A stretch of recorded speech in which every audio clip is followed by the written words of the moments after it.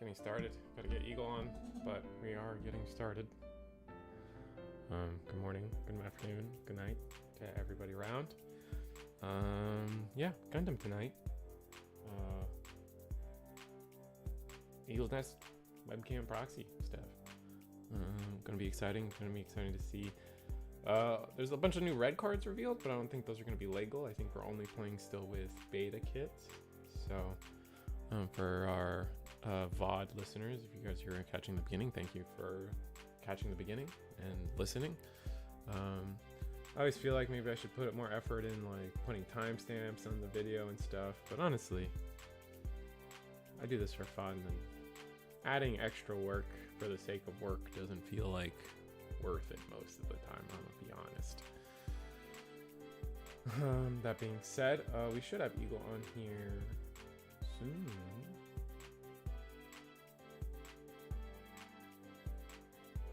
So exciting.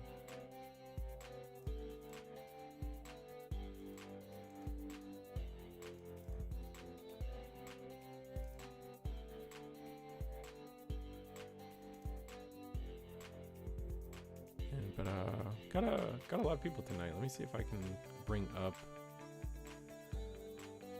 Let me see if I can. The bracket is started. Let me see if I could tell you guys how many people are actually playing tonight. It looks like a healthy chunk of people, honestly, which is crazy to me. Just gotta love the community growth, community growing, community. I don't know what word I want to go there, but it's just like trying to build a community, and the community seems to already be there. It's crazy. 12 people. Oh no, 24 people. That's crazy. Jesus Christ. 24 people tonight for a beta kit event. Like, okay, you're not winning a beta kit, but like you're winning like those cool was the resources, and then Eagle explained to me. So it's the resources, and then the EX Resource is the girl or whatever.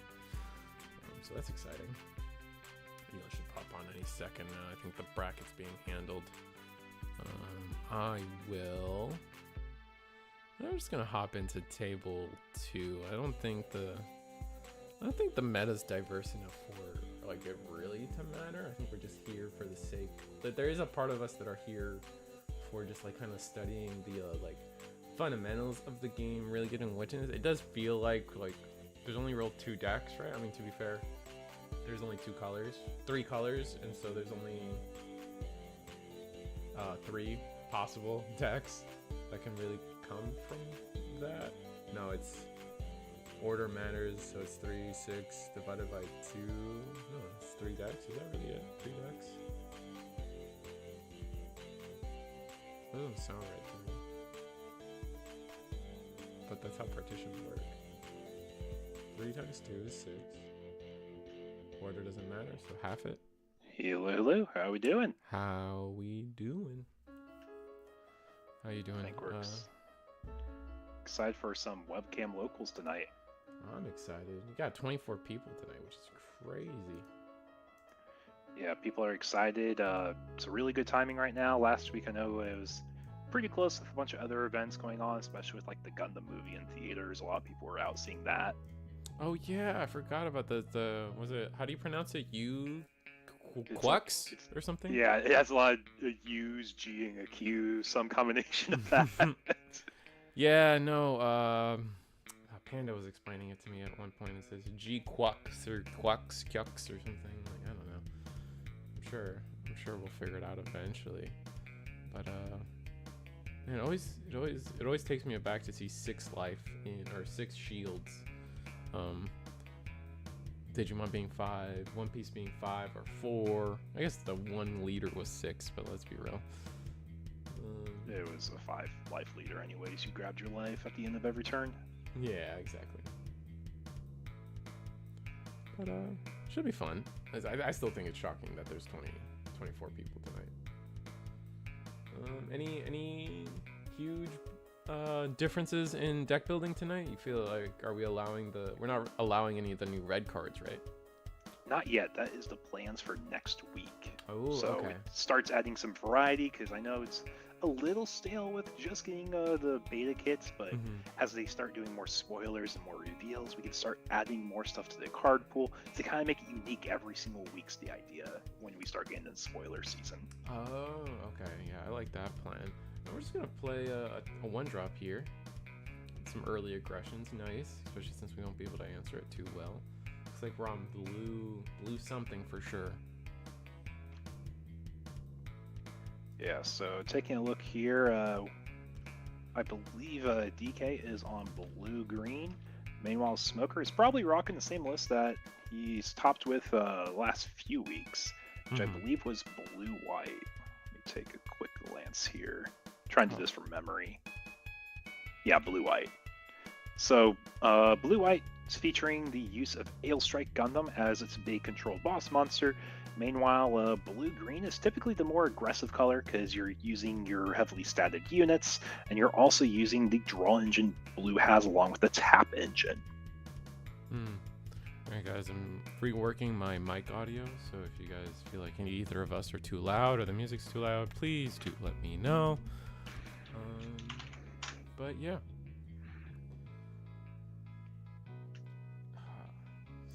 Just need to get my cards on screen so I can start putting them up there. It looks like we got a Raziel on player 2 side.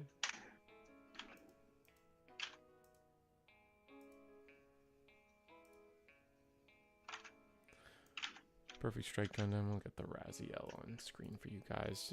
Just playing some vanillas down while we can. Yep, and it looks like we had a Charzaku, a link pair with a Charzaku 2, so we're able to swing with high maneuver, which didn't really matter here because the Rezel doesn't have a blocker, but if it were, we are able to swing without being blocked, destroy the EX space, and then the GM was able to take down the next shield right away. So we're already playing an aggressive strategy from the looks of it, and the Charzaku 2 will generate a Char token. Yeah, because we traded it. We're going to trade into it with the Raziel here. Having to trade up is a little annoying, but it is technically a 2-for-1, which is nice. But then you play the Dara Blade on curve, it bounces the token, which basically makes it disappear from existence. That's pretty strong. And getting a base down right away, we're trying to deny as much aggression as we can as the blue-white player. 5 HP life instead of a 1 HP life is a massive difference. Alright, so we're at 4. We haven't used our EX. It's interesting me watching people play with the EX resource on turn 2. It seems like the play tends to be to sit on the EX resource as long as possible, so you can kind of gain advantage of having the extra level available to you, so you can stay ahead of your ahead of your opponent the entire time in terms of level of thing we can play. Yes, exactly. It's a really big tempo advantage you have. Looks like we are going to replace our EX base, and we're going to get a green base on the. I haven't seen the green base before. Which one is this? This is the Saint Gabriel Institute. Yes, it lets you look at top 2 cards of your deck, put one on top, put one on bottom. It's kind of like you're tearing up that invitation from the scene. It's the meme scene where Heero says, "I will kill you." I don't know if you recognize or know of the scene. I do.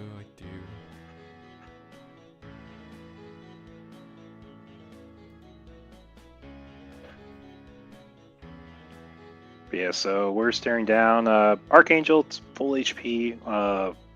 Blue-green, they got some bodies on board. I'm kind of struggling to tell what one of the units is with the glare on. Yeah, it's a blue. I think it's a gun cannon. You know what? It might be a gun cannon. It's definitely blue. 2 cost. Yeah, it's a gun cannon. So we actually get a tap down thanks to Amaro Ray. Amaro is going to basically be one of the staple pilots we have moving into set 1, especially in beta, where board presence is super important. Oh yeah, being able to just essentially claw back some tempo, being able to instantly rest something and then attack into it, just generates so much value, I feel. Now, you could attack into the Dora Blade as your GN Gundam, but then you potentially like this Blight has already gained 3 cards worth of advantage, getting rid of the token. Now having swung into a second card, potentially now you're getting a 3rd card. Makes it really awkward to try to swing into this guy. We're gonna play another Gundam though and pair it with our own Amuro Ray, resting the strike cannon, strike launcher, I think it is. Yeah, I think we might miss the draw there. Is that the MA form? Just check real quick. MA form? It's hard to tell. Real quick, is that Gundam MA form says win pair draw a card? I just want to make sure we aren't missing anything there. Oh, if it's Link. Okay. Thank you, guys. Okay, so we were just missing the trait there for the draw condition. Okay, I thought it was a generic one.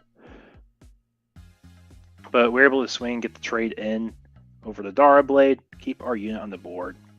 Really important to have the strong HP numbers in the format. Looks like we ended the turn with another blue card. Gun Tank does 1 damage. Yeah.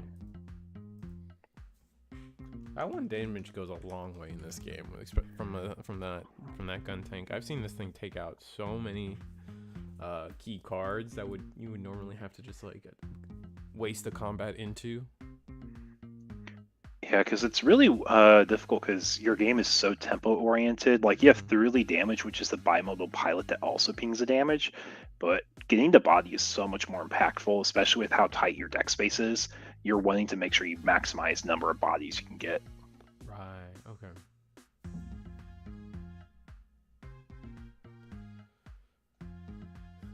Still having trouble like predicting what can happen in these games. We're going to rest 3 to play our own launcher, strike launcher. Yep, we're going to link it with Akira, so we can attack immediately, reduce the attack of something by 2, so it has a lot more survivability on it. And we decided it was time to commit into the swing here. We're in a pretty safe spot. Oh, now we can use our Archangel to restand and we have blocker? Or no, we don't have enough resource to do that, unfortunately. Yeah, we need 1 more.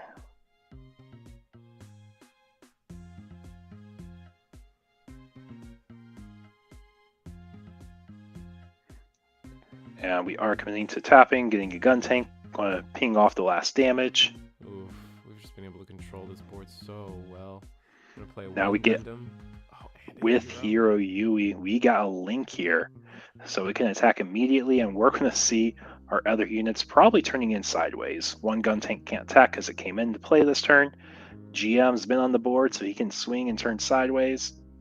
And we've watched basically blue-green just take over so much of the board so quickly. Yeah, we were just playing such a strong control game from the start that now we've just taken tempo, and now we're facing lethal on board. And we have access to our EX resource, so we can use 7 resource to on play this turn, and we can. There are good blockers and there's good removal options in white, so we're gonna play the Durablade and link it with Suletta. Suletta, that's what it is. So that means we actually have an extra resource on this turn, because on attack we get a restand a resource. Oh, okay. So we get a curve out a little bit more efficiently here. All right, another 3 to play. It's like Gundam AM mode, and then a Rezel. So we're basically saying we're hoping we see a base come out of life here. So your proper sequencing is going to be the gun tank swinging life first, doing that 2 times.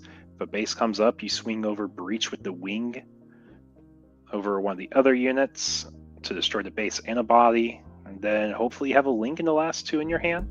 You're not going to be dying this turn, so you have survivability, but we're just playing around the RNG of a base existing. Oh, but we're gonna attack with the Wing Gundam first, unless are we attacking? Oh, we're gonna go for the Breach now. Okay, probably less optimal, but could not matter. Could end up not mattering. Maybe it's playing around another burst that I can't think of right now, like Witch and the Bride, overflowing the last card. So that means Gun Tank can go in for game because we have no resources up, so nothing to bounce. Oof, and that's just gonna wrap it up. It looks like we even had the rush link as well to go for game. So even if there was an EX base in there, we would have been. Looks like we would have been fine. Yeah, I guess we just jump into another table. That was pretty fast. Yep, best of one, so it's bound to happen a little bit more frequently. Yeah, for sure. Go over to table 1. Sounds good. Oof, clean setups too. Nice. Look at that. We get to emphasize white, green, and blue, white. Already seen all the different color combinations, I think, now in the game. We have in beta, at least. Next week, it gets a lot more exciting when we add red to the pool. So we add basically, like, what is that, 3 brand new archetypes, unless you count the mono colors as its own archetype. But there's not enough red to do mono red. Yeah, there's not enough red to do mono red. I think it's... Yeah, it would be technically 3 new archetypes for sure. So right now we have the potential of 6 archetypes, I believe. No, 3 archetypes right now. And then the last one adds 4 times 3. Yeah, it's blue green, blue white, and white green, and then if you count the mono colors as an archetype, which I think only mono white's really enough. Maybe you can do a mono blue that's all right, but I feel like any of the other colors you really need a complementary color. Alright, so the Gundams, the super, was it? What's the rarity for this Gundam again?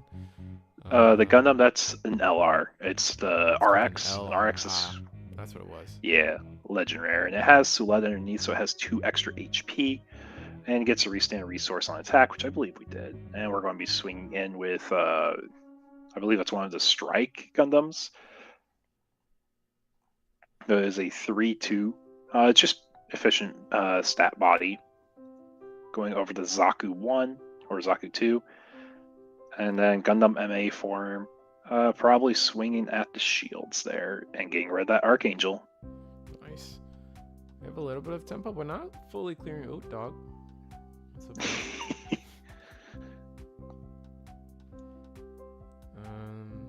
is a risky position to sit at. We didn't clear our opponent's board. I mean, they can instantly retaliate to something on our own board.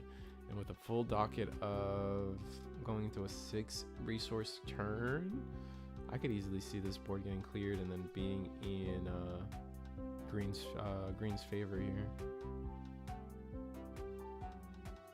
Alright, they're both... No, they're not both green. But Green's favor, yeah. Yeah, white-green is a very interesting combination because I think your value really comes from Kira's and Breach trades. Kira giving basically 2 extra HP on your units you're attacking over, and then Breach proccing to basically tempo and life at the same time as you're tempoing board. So you're really trying to do like card advantage by forcing them to do 2 swings into your 2 cards, which is at least an even trade, and then if you're breaching, you're going +1 in value. We go from here.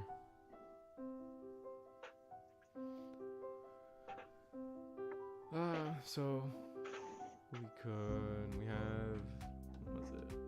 Oh, we are the second player, so we have 7 resources available to us this turn potentially.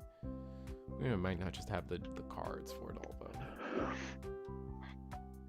Yeah, it could just be a dead hand we're looking at here of like all pilots and maybe a base, which doesn't progress a whole lot.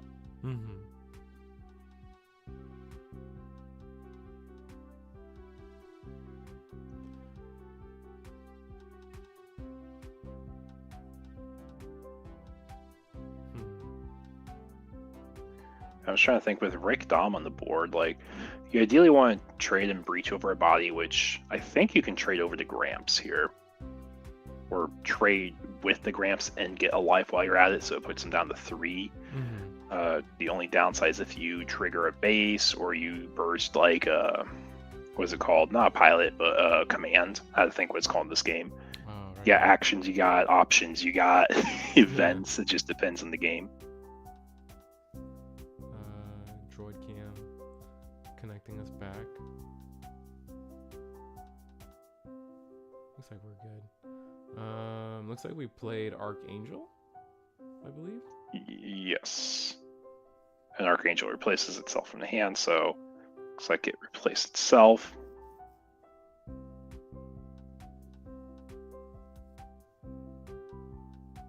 And from there,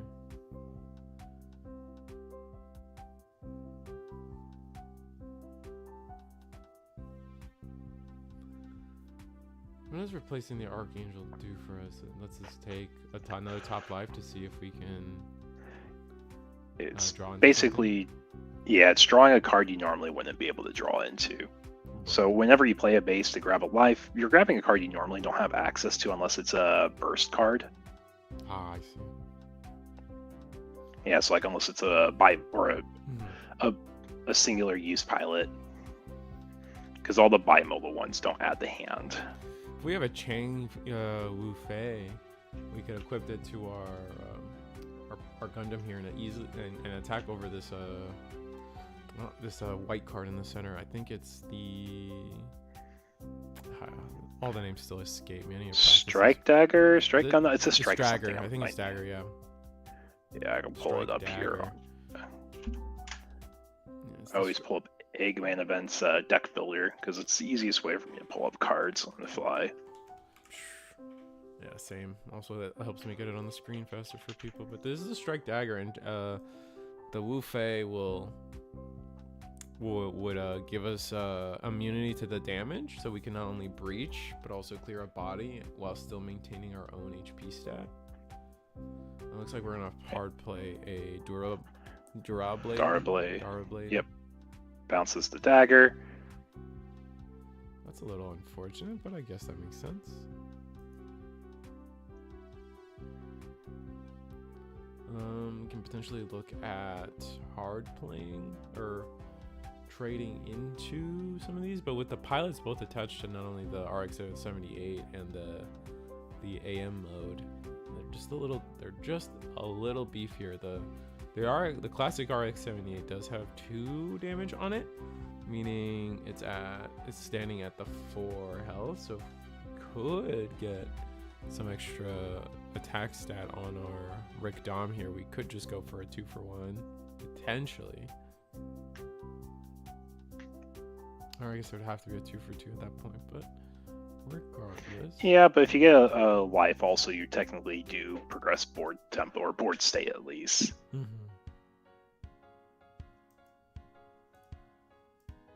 It looks like we're going to be spending another resource. This is going to be on Suletta. We're going to link with the Darablade, which means it can attack immediately. We get a resource on swing, so the 4-2 becomes, was it a 5-4, I believe? Just looking at chat. Let me know if the volume mix is a little better. Been playing with that tonight. So just let me know. But yeah. Looks like that's exactly what happened. We went Stiletto and attacked over, and then went to one life of damage with our Rick Dawn. 3 life to 4 life in a base, or shield, 4 shield in a base. Yep, and we got a perfect strike. It's a blocker, so it may not be the most stat efficient, but that's because it bounces a 1 HP unit as it comes into play. Mm-hmm. And the perfect strike is a blocker as well, or no? Yes, it is. Yeah. So could fend off this AM mode. That's why it might feel a little over costed for level at least, but it's because it does 2 things. Pairing Amuro, we're going to tap down the blocker. We can attack immediately, and we're able to get some value trades in here. You always get rid of the breach unit first because when it's swinging even into a blocker, it can breach and do damage to the life, which is the last thing you want them to do. Yeah. And regardless how the trades go here, you have like you said, enough. into the breach. Yep, but we have enough HP where even Hawkman and Demian won't be able to come up here during command timing because our units are pretty chunky. But I'm pretty sure this is just going to be a trade over that perfect strike. We don't want to give them a chance to snowball a board here, especially when we have a repair in our units. We're more natural to winning trade. Yeah, but the board not being the board is now clear, and we have another strike dagger being played, offering up so much damage on the board. I mean, we could. I think the AM mode is now sitting at 1 life. Amuro gives 2 or 1. I think it gives 2. He gives 1. Oh, he gives 1. life. So yeah, the AM mode Yeah. is sitting at 1 life, which is very easy for white to deal with most of the time. I think Suleta is the main pilot that gives 2 HP at this time that people play. Ah, I see.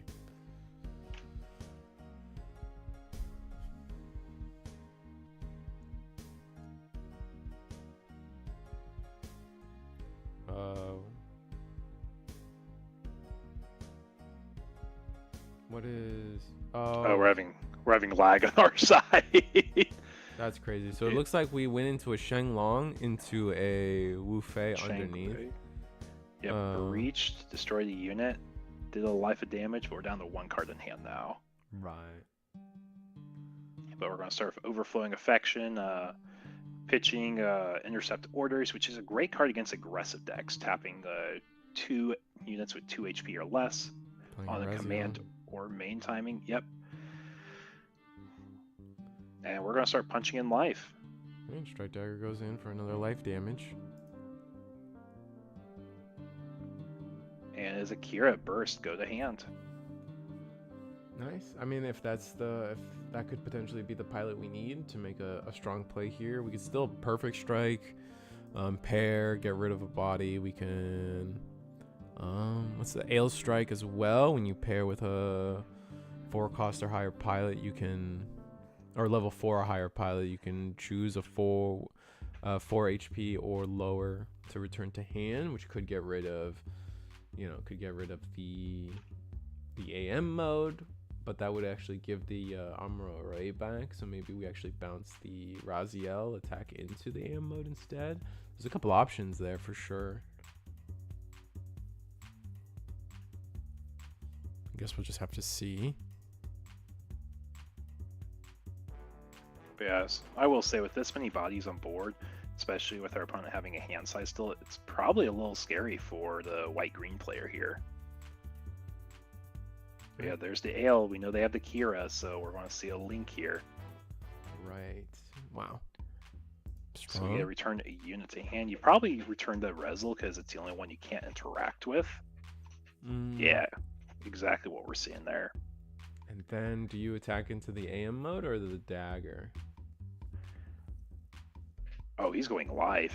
He's identifying if I want to win the game, I need to start doing damage here. Interesting. And we're just which is valid.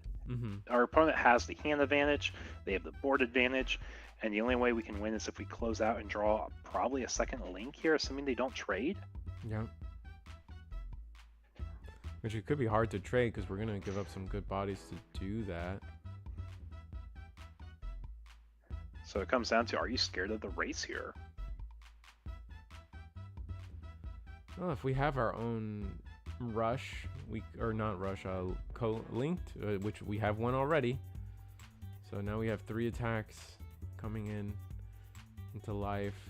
We do need 4 attacks, but this will get rid of the Strike Gundam, Ale Strike. Yep, which is our main concern, I think.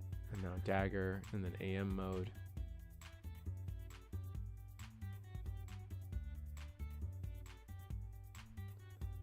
How is this gonna go?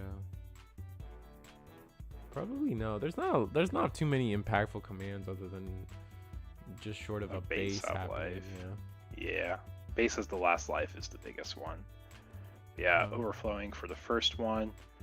And I'm getting a little bit of lag here on my screen. I don't know if you are mine also. As well. Mine as well.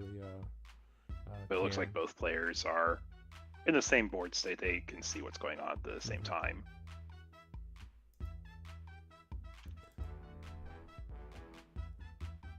I wonder if that's me. No, it can't be me. It's also me. Alright. Yeah, next one was a Breach Unit Heavy Arms, I think it was. Looks like it. No, it was a Rick Dom out of life. And with only 1 card in our hand for the green-white player, it might just be done for them. Yeah, even if you draw like an armor array into MA form, draw a card. That's blue-green, not white-green. Yeah.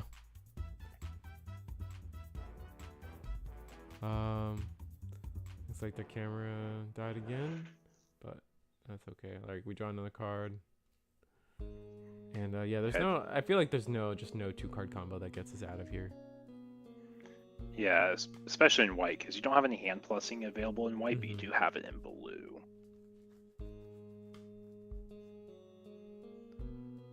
Still having cam issues.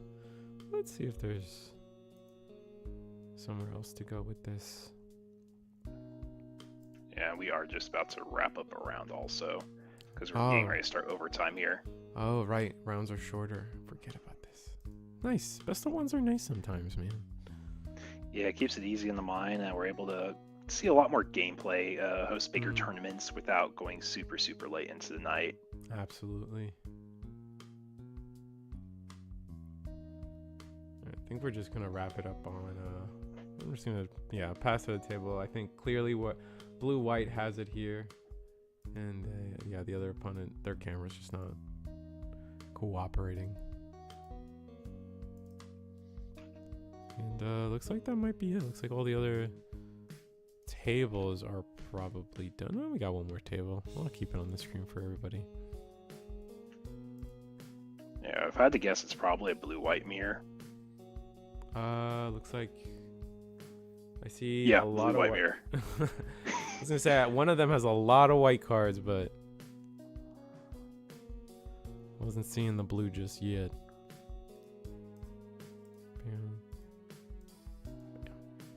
There you guys go. Thank you for helping the community. That's what Eagles and his team does best, man. Yeah, super happy to be here for y'all and run something weekly, make it consistent, build up a crowd, get community interest. It's really the big thing we're aiming for here. Absolutely. Let's see.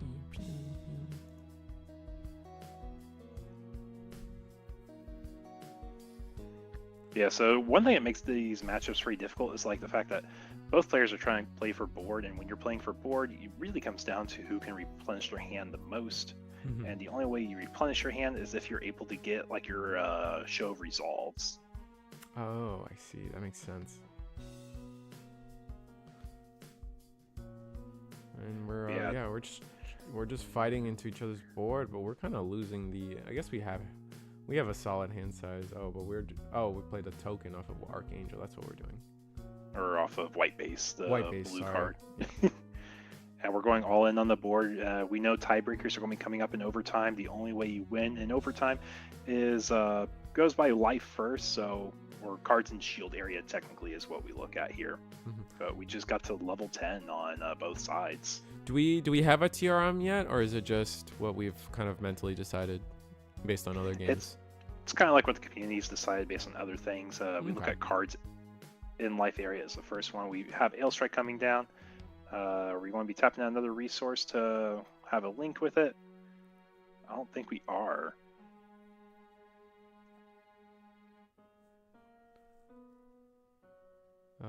No, we don't. We're going to have to go for... I mean, with the Ailstrike Gundam as a blocker, we can successfully protect our own life quite easily. So from here, we have to find out a way to do... What is this? 4 life to 5? So not only do we have to get through the white base, we have to get through an additional life to even tie for tiebreakers. And then after, if they end up tied in life, is it Gundams on board, or? We've been referencing the One Piece rules manual for that, and I'll be honest, I always have to double check what it is. Okay, so yeah. One Piece it goes life, then cards in deck, then characters on board. And then it gets confusing because Dragon Ball is the reverse. It is cards in life, characters on board, or battle cards or on board, or whatever. Basically, board, then deck. Whereas One Piece, they flip it. It's deck, then board. And Ailstrike Gundam will attack into life, I believe. Well, that's the only thing we can do. Or no, we block. Did I miss something? It doesn't matter. It's like we did pass.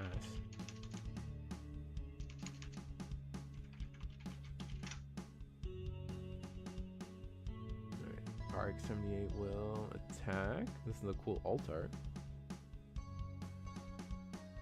Just trading the board away, giving our opponent the minimum amount of options available to them to. We're gonna attack into life, kind of securing the win here via tie. Gonna play a white base. This is gonna let us play a 1/1 gun tank token due to how many bodies we have on board.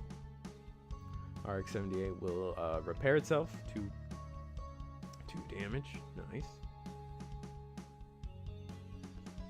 So now we have a life deficit of 3 cards, and 4 cards if you include the white base. We only have 2 attacks available to us, so like we're just not in an advantageous position at all. I think we're just behind. Looks like we have 2 cards in hand as well, which that's just, again, I don't think there's probably not a 2-card combo that gets us out of this situation here. There's a world where we could play a Gundam that allows us to bounce a unit, specifically a 1 health, but it looks like we're just gonna scoop it up. We're just nothing we can do, especially with the tie in place. Our opponent could just keep limiting our board and then just chipping away at life slowly and playing a value game over a course of the next 2 or 3 turns even.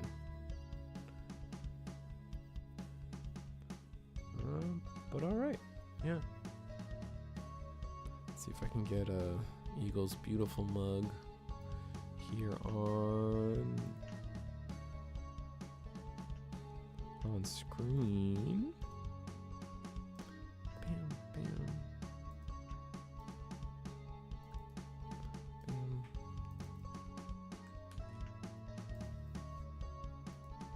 And for those of you just tuning in, we've just that'll kind of conclude round 1 of our Eagle's Nest Gundam webcam tournament, where we're giving away remind me what the prizing's like? Yeah, of course. So these are what we call win a resource nights, or what my judge said, you should start calling them war nights, win a resource. That's fun. Yeah, so first place tonight gets choice of an EX Relena Resource or the Heero Yuuy Resource from the beta events. Whatever they prefer. I'm assuming it's probably the EX Relena Resource. And second place also gets a Heero Yuuy Resource. So we get to at least pass it down. Then third and fourth at least get double their entry value. Oh, okay, that's fun. As you guys know, I mean, I think these events they're crucial, right? Like, we're getting to see a lot of people play out the game, put theory into motion, where I feel like a lot of people probably might struggle with this. A lot of people have their own personal like friend groups or testing groups, but it's nice. I doubt many card shops are even hosting their own tournaments yet. So if you're truly interested in playing Gundam and playing it now more specifically than anything, it's probably, so stuff like this is what we got to start seeing, man. And it's so cool that you guys are having it. I'm so grateful to Eagle and his team to host you guys' webcam locals for you guys. This is where it starts, right? And exactly, and it's just building momentum from here, getting people into the game, making sure people know who we are, what we're doing. And when the full game comes out, it's going to be a lot more exciting because people don't always want to play with proxies. But we do have for round 2 pairings up. Table 4, I think we have a color combination we didn't get to see fully played out yet. All right, let's go to table 4 then. Yeah, like we were saying, there's not too many color combinations yet, but when we introduce red cards next week, we do get a pretty good amount of... I'm excited for the red cards because they announced that Infinite Justice, or at least the pilot for Infinite Justice Gundam, is going to be in red, so pretty excited to see what those cards end up doing. Still crossing my fingers for Destiny Gundam, though. That is my definitely my true love.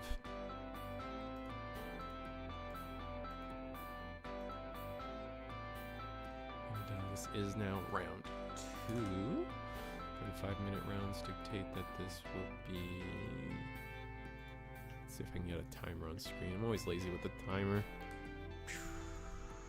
30 and start. Nice. 30-minute rounds. Wow. Yeah, 30 plus 5. It goes pretty quickly still is the fun part. Oh, absolutely.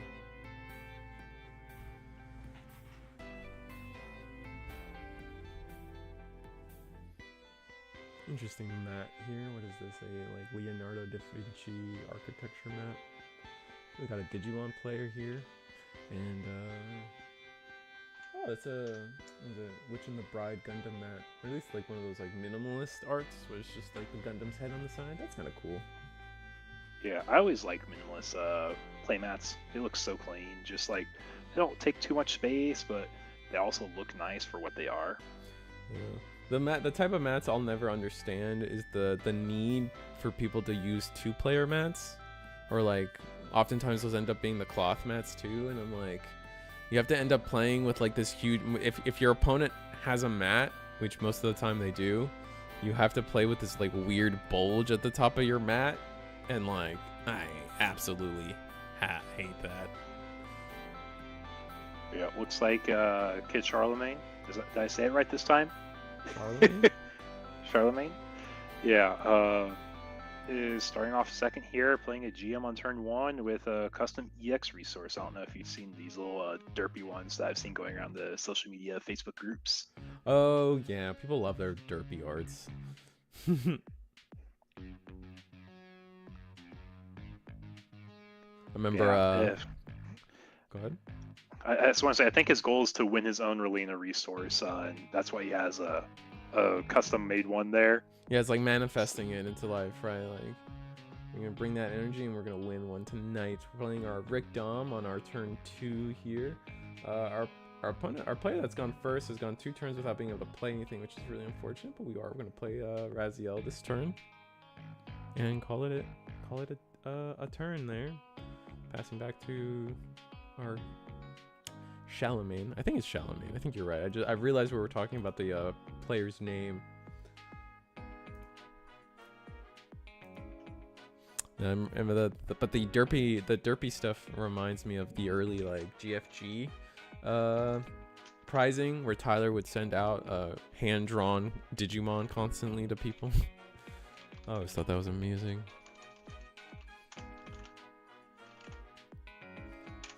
Charlemagne. Oh, we're gonna play our own Shulong Gundam. It's like it's some dragon. Shenlong. It's Shenlong. I was right the first time. Dang it. So unfortunately for our going first player, we just don't have a board to answer anything. We've got 4 resources available to us, so maybe top 1, we're gonna play a white base, take our top life. Maybe that drew us into a game plan. Yeah, hopefully it gives us a little bit more survivability, because we're watching these little units just kind of rush us down. Yeah. 3 resources mean we can play a single blocker here.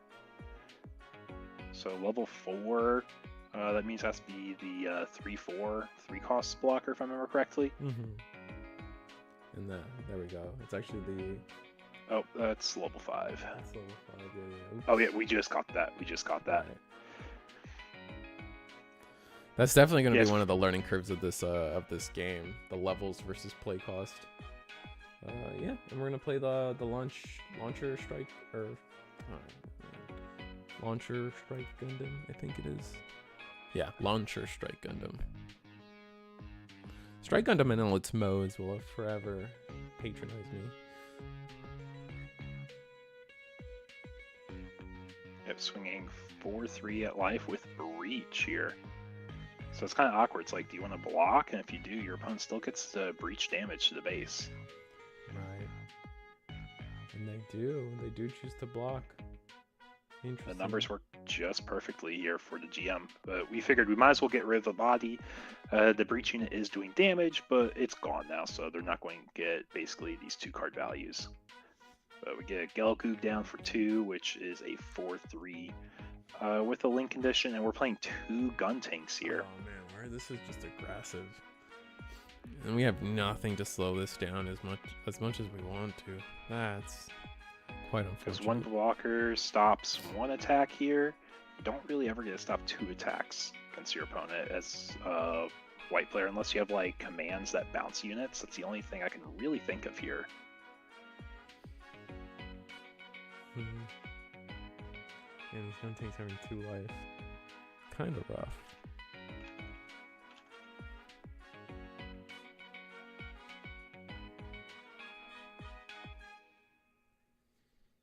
Guess we'll see what we can do here. We're gonna play the Ailstrike Gundam, and with the Kira to pair it with. That's huge. That's gonna allow us to bounce a 4-cost or less to the hand. And then trade over 1, which if it's over GM, we reduce its attack to 0. And it's our opponent's go. Getting the 2 Guntanks down the last turn is really solid. This is 2 damage. Even though they don't have high attack, we're able to do some very lethal swings here. Right. Hopefully, potentially we can, and that's what we're going to do. We're going to start trading into life. We have the tempo ahead of us, and that's exactly what we're going to do. We're just going to keep being on the aggressive. Potentially, our opponent's going to have to play either for the board, depending, try to get more value out of this. I mean, we can attack into these Guntanks for free, right? Do the Kira's when attacking effect. Yep, exactly. Oh, we I think our player just flipped the camera to make it easier. That's crazy. You can't do this to me, man. Nah, lie, man. I'm joking. Hey, Ludian, how we doing, man? I just realized you dropped by in chat. Yeah, colored mats, like, I don't mind it if it's like a very like meaningful, well pieced out art, but if it's something I'm not like, it's like if you look at the Da Vinci mat, it's like it's one aesthetic, it's complete. It's not just filled with clutter. Oh my gosh, we have more Guntanks coming down. It won't here. stop. It won't stop. What the? Chill out. All right, and we know a unit was bounced to hand, so we at least have another 2-drop we can play. Yeah. But for me, like, again, like the mats that bother me are either something that is a little anything risque, which I guess is subjective, and then the 2-player mats always bug me. I never understand them, and we're actually gonna have the Char link pair here with the Gale. Oh, that's just, I think that's backbreaking. I don't think we can come back from that, especially since we didn't. Oh, that's so unfortunate from. Oh, did we think we were pairing with the Char 2 instead of a Gelgoog there? I think that's what we were looking at the tokens for. Oh, that's funny. And we're burning our resource here for the Zaku 2. Yep. Yeah, I think we accidentally used the wrong unit there. Aw, that's unfortunate. But we're still very far ahead on board.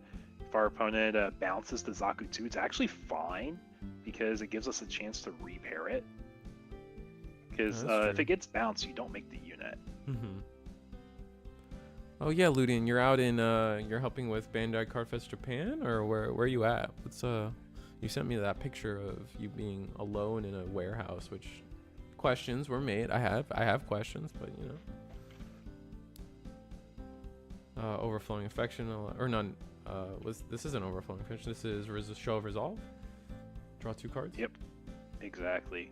And we're just trying to dig for Link. We get a tap down 1 units, give it to the Zaku 2, so if it swings, we can make a token. Is that game? If there's no base in life, I think it's game here. Most likely no game. Base in life, And 2 swings, 1 of them has to be blocked. And then Zaku 2 for game. Yep. And Aggro just taking it down here. Yeah, 2 Guntanks was just too much. The thing too is that those Guntanks having 2 life, I feel like, is so key. Because it just dodges not only other opposing Guntanks, but also all of White's, early game 1 HP removal, which is kind of nuts, honestly. We have enough. We have 18 minutes in the round left. We should be able to catch a good second game. Yeah. See if we can hop on. Have we seen people at table 1 yet? I don't think we have. I don't think we've seen either person at table 1 yet, so we can just hop on over. Yeah. Looks like we got One Piece fan. Is this It's another blue-white versus blue-green matchup. is this the Looks like strongest- players have really started pushing towards aggressive decks, realizing that in the beta format, it's really hard to curve off aggro if you don't see the perfect curve. Yeah, it's hard to see all the correct removal, and right now it doesn't feel like a lot of like these aggro cards that do get played down for cheap just seem to be the correct stat line. Just the 1/2s, particularly that 2 health, just dodges so much. Like I was saying earlier, that it's just kind of worth it to just drop your hand and turn them sideways over and over again, and force your opponent to just have to eat the damage themselves. Yeah, it looks like it's actually white-green, not blue-green on the Zoro playmat there. Oh. I'm trying to remember if this was a strongest wizard playmat, but that's beyond me, I guess. Is Heero a level 4? I guess he must be. Yeah, I think he's level 5 even. Oh wow. He's Yeah, level returning 4. cards to our opponent's hands pretty powerful. Absolutely. Especially when they're aggro. The only downside is like you can just play them right down again. And we have 2 blocks against 2 attacks, 1 life left. So the only way we lose this turn is if our opponent has a double link or a way to tap a blocker, but I don't think you have a way to tap the 5 HP. Or yeah, Amuro taps 5 HP. So if you have Amuro, you can tap. Yeah, but we're using up 3 of our resources for sure. Resolve, draw 2 cards. Yeah, I mean, if you get a win condition of like double Amuro, that's definitely worth it.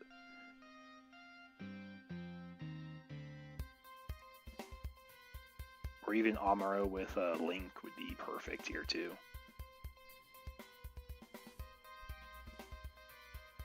Let's see what we can do.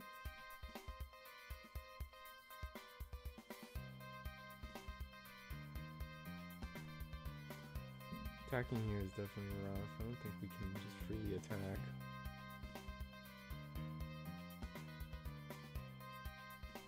Yeah, with 2 blockers up, we definitely either build a board or we tap down the blockers, then swing.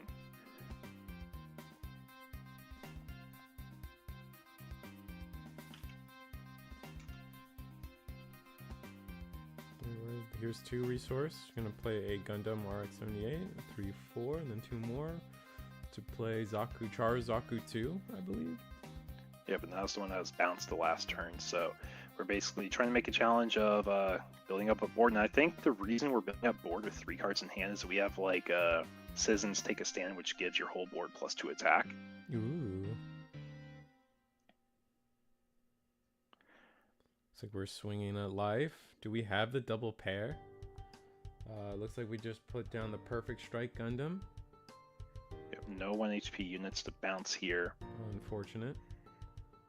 Gonna play our own base, which helps stave off some of this pressure a little bit. But if you're right and we have the Citizens Take a Stand, that will quickly... Oh, okay.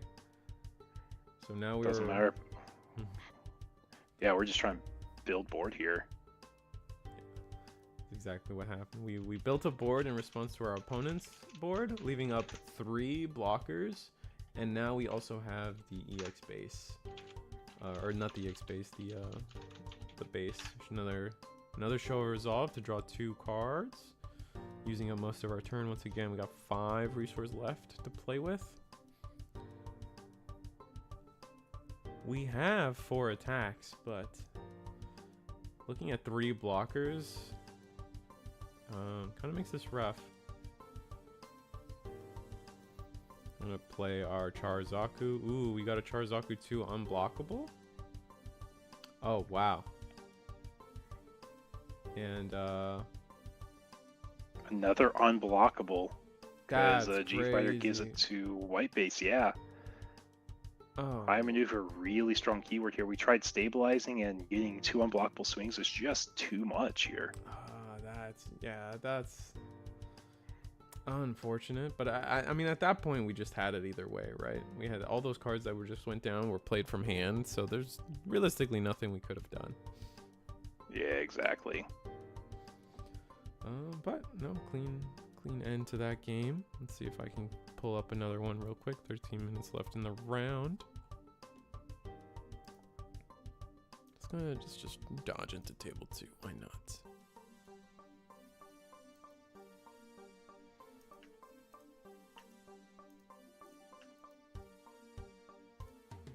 All right.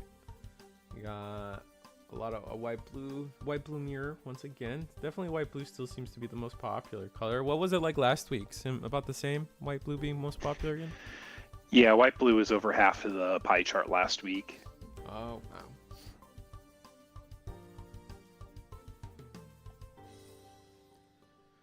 All right, strike dagger.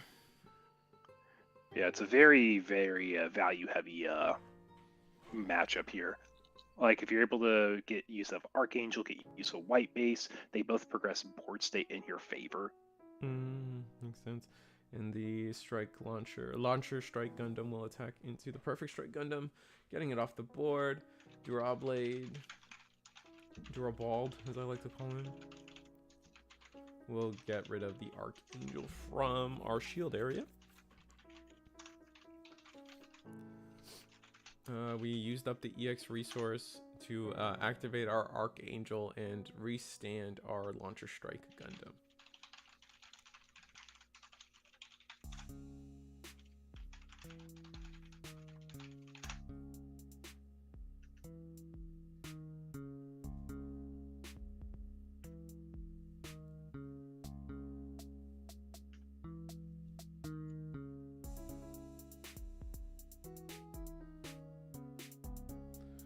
Where do we go from here, man? We have a lot of resources available. 7 resource. Doesn't mean we really have the hand size to support it though, so I guess we'll see. Can go either way. Got hard play. Oh, we're gonna attach the armor array, resting the launcher strike Gundam, and then attack into life. Or no, we're just gonna clear the trade. Yeah, went 2 for 2 there. Yeah. Well, the launcher got more, right? Because it killed a card, defeated a card earlier. Oh, yeah, I think you're right. I think you're right there. All right, the perfect strike Gundam, and then into our own launcher strike Gundam to just establish double blocker.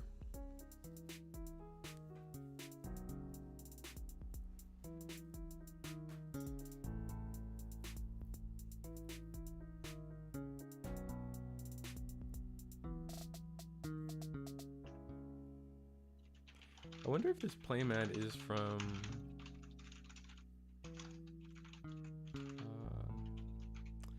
what was that game called?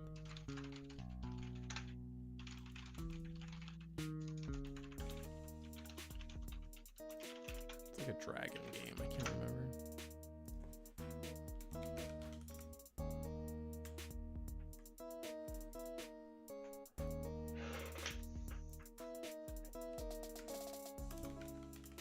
Oh, dragon marked for death or something like that.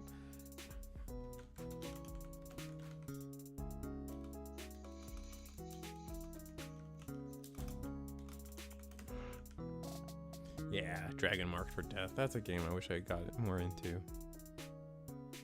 Really cool artwork in that game.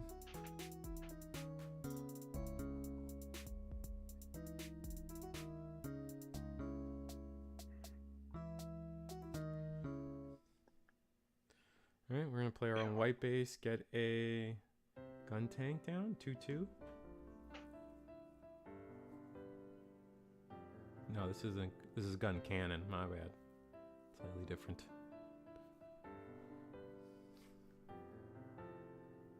Two regardless. There's 3 for our own overflow, our show of resolve, draw 2, keep our hand, you know, a little higher than in. Probably the thing that keeps blue probably is the most popular color is that single card. Resources in hand are honestly more important than anything else. I'm gonna play a launcher. Yeah, that's the main reason blue and white are both very favored for like colors, right? Just the cycle from white and then the just raw card draw from blue. Yeah, pretty much. Alright, and we're gonna play our own strike dagger. So we're representing. Not sure if this is quite lethal yet. I don't think a single one of these can attack over the 5 health of white base. So just short of lethal, but we will see where this can go. Going to tab 3. There's RX. Even if we pair with Amuro, we only get to tap 1 unit here. Yeah. We'll tap 1.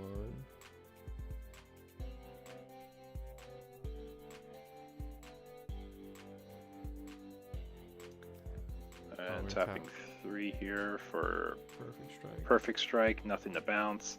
Pair with Akira, it's 2 link units, so they're both able to attack immediately. You're probably trading the Perfect Strike over the 1 unit, unless you... Actually, no, you value the blocker probably a lot here. I was going to say, potentially... I don't see why the Amuro, or the... RX stack shouldn't swing over and trade, yeah.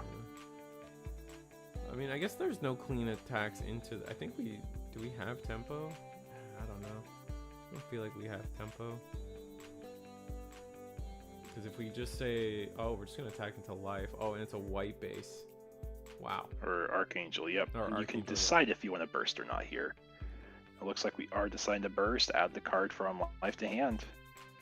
It does make this next attack awkward. Do we just attack with Perfect Strike, or do we try to trade into an attack here?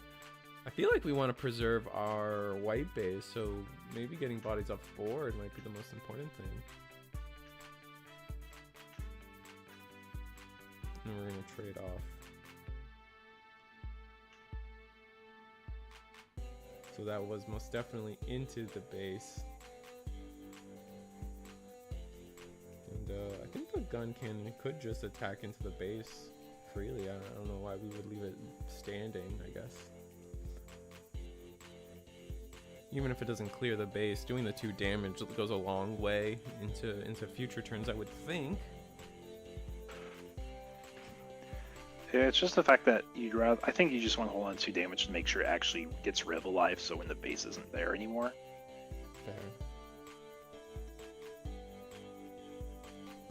Yeah, seeing another show resolve, maintain that hand size, even getting it a little larger. Really key part here. Yeah, we've seen 2. I think we've resolved 3 show resolves, which is crazy. That's probably like game winning. Tap 1. Play Akira to pair into our Launcher Strike Gundam, making us a little bigger. We're going to be able to attack into... What are we going to attack into here? Could get rid of the base, could trade over a unit. It looks like we're trying to go for wow. life here. We do have Archangel, so this will be a blocker still. And we're progressing the game state of trying to win the game. So yeah, we'll do Archangel restand. Then do we have another blocker to end the turn with? Seeing 1 tap, here's a Demi Trainer. Yeah, there's a Demi Trainer. There's 1 more blocker.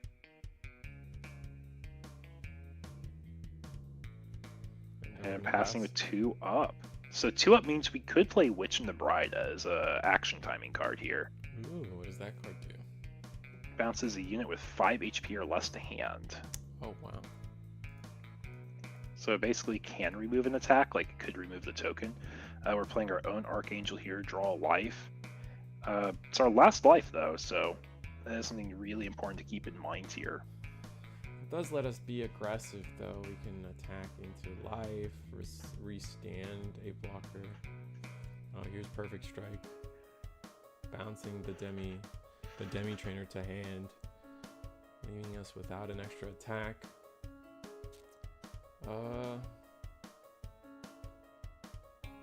Perfect Strike will go into the Archangel base, and I imagine we use the... Oh, okay. Interesting. Excuse me. Yeah, but now is... Let's see now. How much life does the Archangel have? It's 4, right? I believe it's 5. Oh, okay.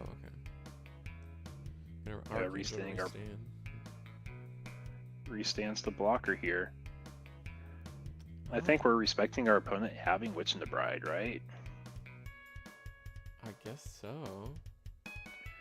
And then there is the command phase at the end of a turn we could be utilizing if we did, but I don't think we have it here. Even if we did, you probably wouldn't use it right away. I just feel like it seems a little wasteful to not attack with some of these attacks, especially since the RX-78 can clear the base for free. You don't really want to keep letting your opponent have that value turn over turn. And if they have the Witch and the Bride, you kind of have to get over it anyway, right? There's no real playing around that. We have to have Witch and Bride and then like an Amuro tap to potentially go for game. But like we have to have a Link unit on Amuro. Yeah, which like just kind of feels like we could be. Oh, we can afford to be a little more aggressive. At least with this token, I feel like the token could have potentially done a lot.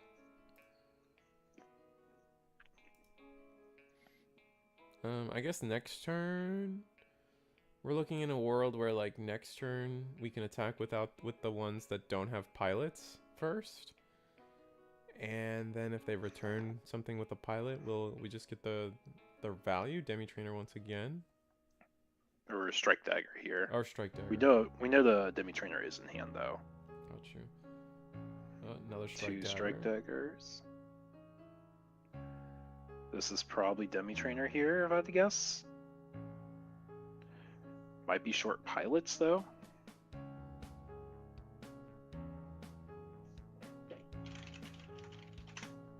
Yeah, there's the Demi Trainer. And I imagine we're just gonna pass with the don't have too many cards in hand, and we want to represent.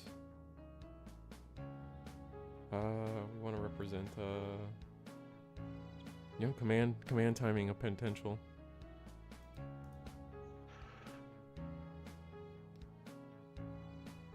So surely we just start attacking.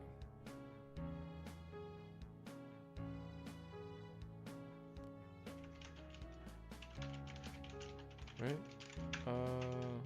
Oh wow, we're gonna attack with the token first. Interesting. Yeah, we're just gonna. That doesn't seem the most efficient. Oh well. But this is what I was kind of getting at. Like, if we were attacking with this token earlier, surely we would have seen value build up.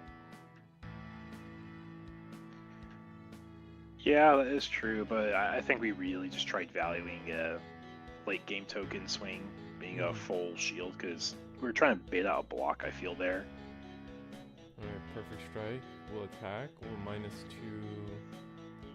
Either the Demi or the Gundam blocker. Yeah.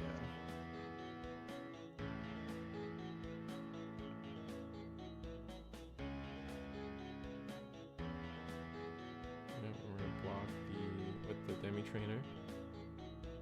I'm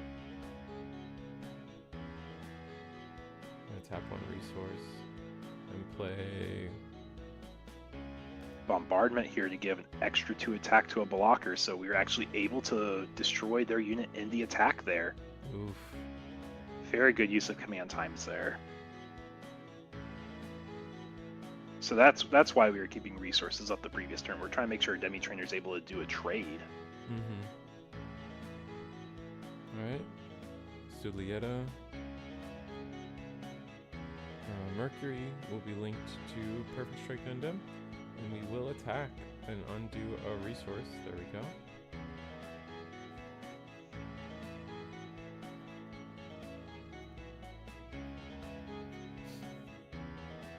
Yep, and we're deciding we're going to let the Archangel go. It's done its job here.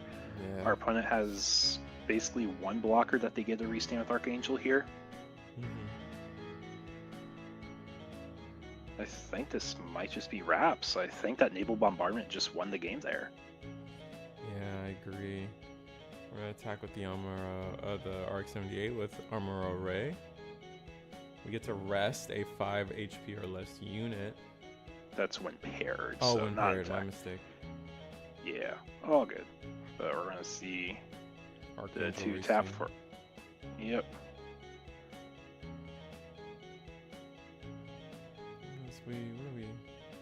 This is not a kosher way to be using your resources. But we will illustrate Gundam onto the board. Yep, the last blocker, last card in hand, so we're in top deck mode as our other player here. Yeah, with all these attacks on board, I mean, I guess our base is healthy. And we have an easy block into the launcher. We have 2 blocks, actually. Oh, right, because of the L strike as well. Yep, so it really just depends what the cards we have in hand are. If we have any pilots, it would help a lot here. Any of the pilots do enough, I think, We right? have a healthy hand. We got, what, 3 cards in hand, which is pretty healthy at this point. Kira. Into the strike. Dagger. Yep, so we have 5 attack now. So this will be able to destroy the AL strike, but it won't be able to destroy the perfect strike if they decide to block. But it is enough to get rid of the base. Which means I think the best play would be to block with the perfect strike. Yes, I do believe so. Force your opponent to waste an attack into perfect strike if they want it off the board. Yeah, you definitely want to trade up here. Or trade down. No, trade up. Now we'll sit at a comfy 5 damage. Or 1 health left. Yep.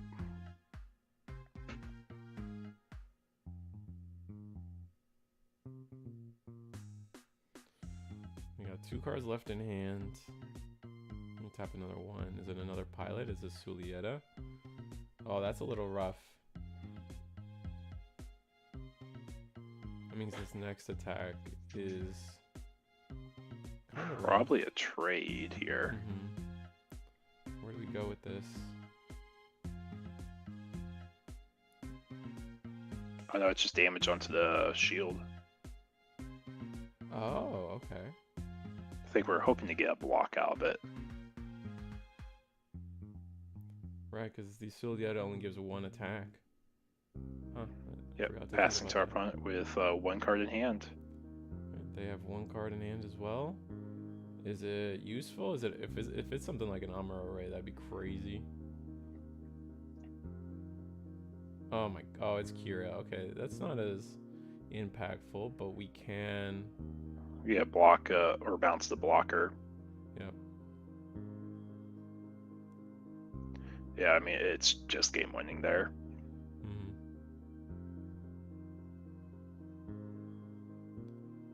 Looks like we are gonna bounce the strike, and just gun cannon will attack.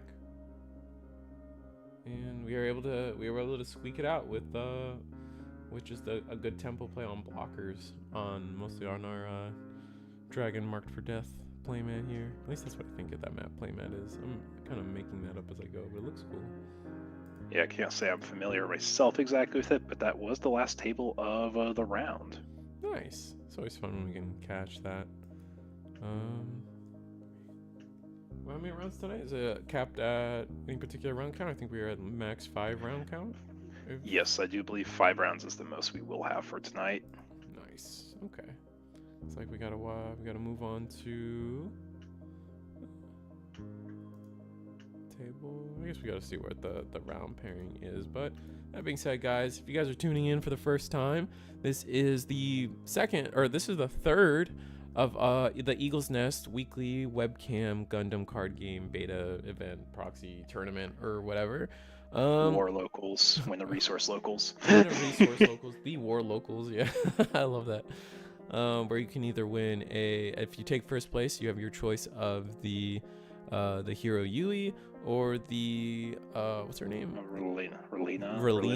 Relena EX Resource, and the Heero Yuuy normal resource for your guys' collection. But not only that, second place will get the hand-me-down of whatever first place doesn't choose, or at least the Heero Yuuy, I believe it is. And then you get to third and fourth place gets to double their entry fee potentially. So cool stuff. Check us out every Wednesday. It's a community we're trying to grow and we're passionate about having. So I hope you guys are gonna continue the ride with us. Subscribe, like, share, whatever you got to do. Let's start the Gundam card game scene on a correct note here at Eagle's Nest, you know. But that being said, round 3 soon, which is exciting. 20 people out. How are you guys doing? How you guys excited for red? We still have one more color to be announced too, right? Or is red actually the last one? I think it's one more. Red's the last one that we're aware of right now, though. But yeah, there is, based on the little color spokes, at least potential for one more. Right. Which I think they're okay with them talking about like people acting like there's an extra color, because that's how it was in One Piece as well. We hadn't had black or yellow introduced, but the color wheel was very clearly representing 2 more colors. So I guess we'll see. Yeah, exactly. But yeah, so round 3, we have 1, 2, 3, 4, 5, 6 undefeateds left, which means it could end in 2 rounds, I believe is what we're expecting, because we'll go to 3 after round 4.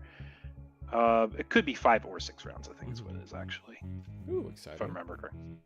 Yeah, so we got some more Gundam action here. Table 1, I don't think we featured either player yet, so table 1? Yeah, sounds good to me. We got a collection of playmats on Mr. Kuribo side, and a very Bandai approved One Piece playmat. Yep, and Bandai approved Digimon playmat too. But like you said, there is a collection of a few nearby. Yeah. Yeah, I just saw the Digimon one and I zoned in on it entirely. I'm like, oh, there's a Yu-Gi-Oh one there, and there's an overlap. Okay. Yeah, very strange, but very big fan of Kuribo. I haven't gotten it on the screen for you guys, but you guys will see this man's passionate for Kuribo. Look at that. Play space is a little awkward. Maybe I can adjust that for you guys. Maybe a tad. Oh, junk. And before we get started, I'm going to go ahead and run grab some water real quick, so I'll be right back. See if I can get a little bit more of that. A little bit more of that play space. I can't do too much for you guys, but I'm sure you guys understand the difficulties of the world when it comes to this kind of thing. Life isn't perfect. Well, at least flip the top guy 180 degrees for you guys so they can look like they're playing against each other, you know?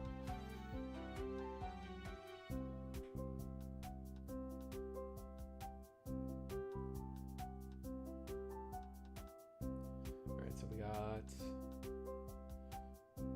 It's always hard to do a show run at the beginning of a match. It's like, because anything really could happen. It's just interesting to see which player goes first, what colors we're expecting, how they curve out. It looks like we're going into these custom resources already from people. That's kind of fun. Looks like we're gonna start off with a nice strike dagger from our Boba Hancock playmat. Get the timer going for you guys as well. 27 minutes, 20.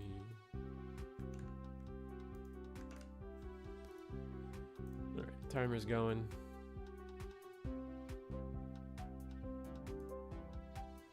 We're gonna play our own strike dagger on the Kuribo sweater side of things. Strike Gundam will attack into or Strike Dagger will attack into the EX base, getting rid of it, playing a gun cannon, which will do its thing. Pretty much just established bodies on board.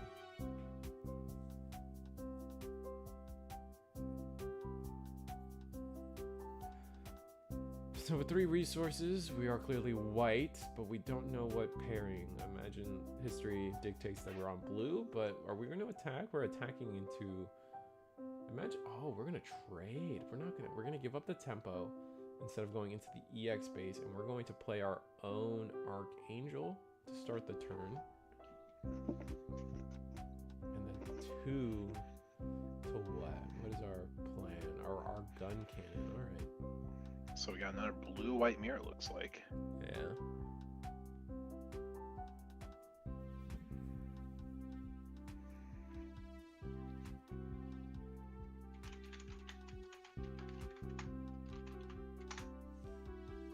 I have 4 resources. I don't know where the EX base or the EX resource is.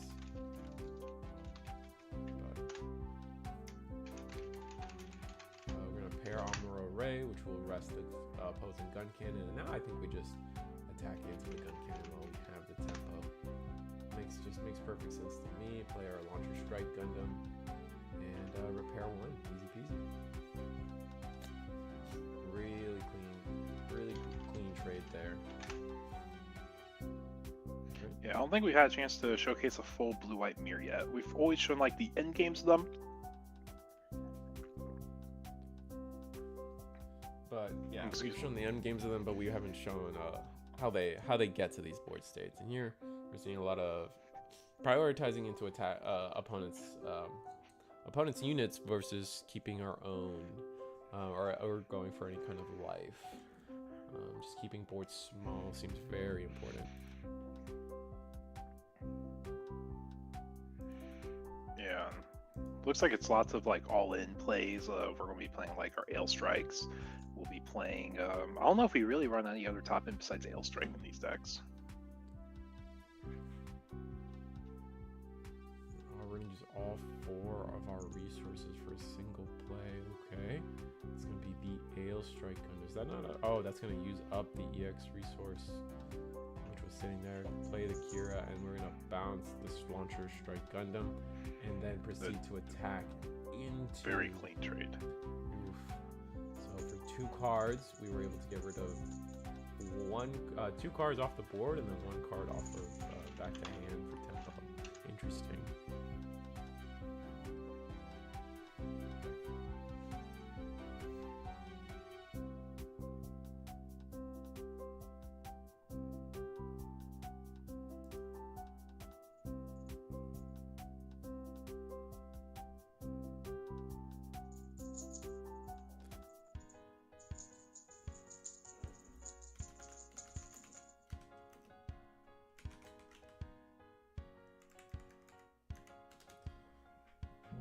We're gonna play our own Perfect Strike or Ale Strike Gundam, but not really do much else with it. We're gonna attack into the base, and hopefully we can at least restand our Ale Strike. Yeah, that's exactly what we're gonna do.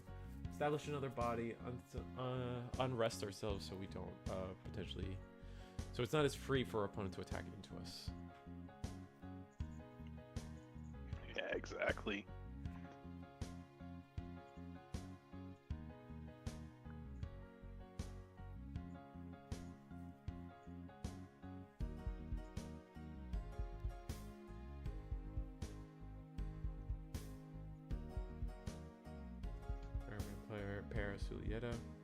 That will bounce the Perfect Strike Gundam, and then we'll attack into.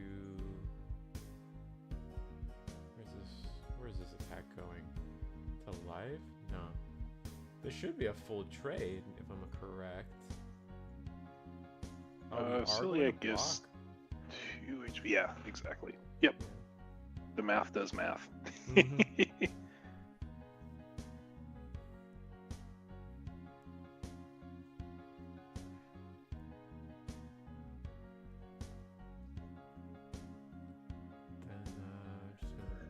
White base and get a Gundam 3/3 token and pass turn.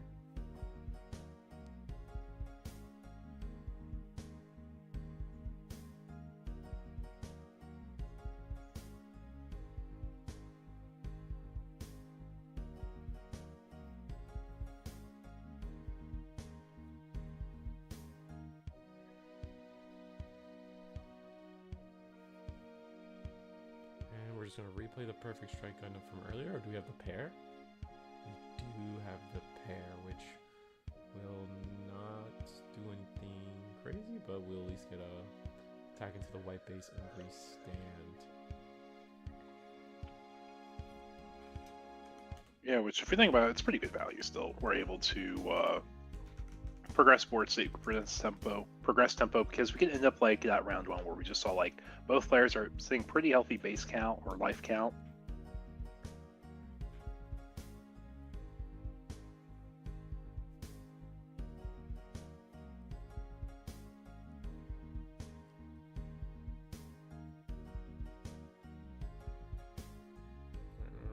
Rust 3 for what? Oh, Perfect Strike Gundam.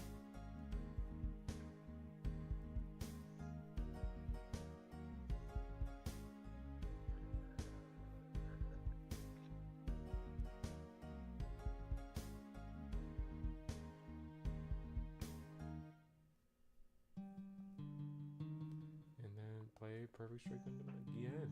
So Yeah, we're just blockers building up the this turn. wall. Yeah, saying if you want to attack me, you gotta break through all my blockers here.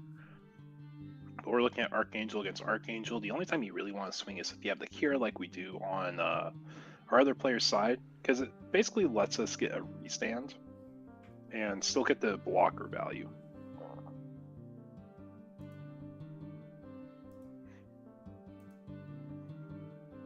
And it looks like that's what we're doing. We acknowledge we're going to be winning these swings here, so we'll be able to do that.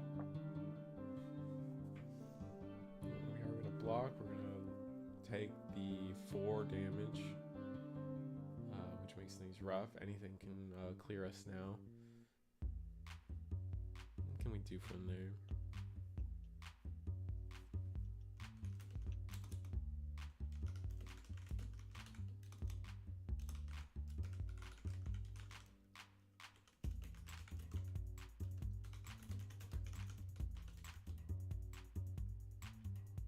Yeah, getting our own second perfect strike down.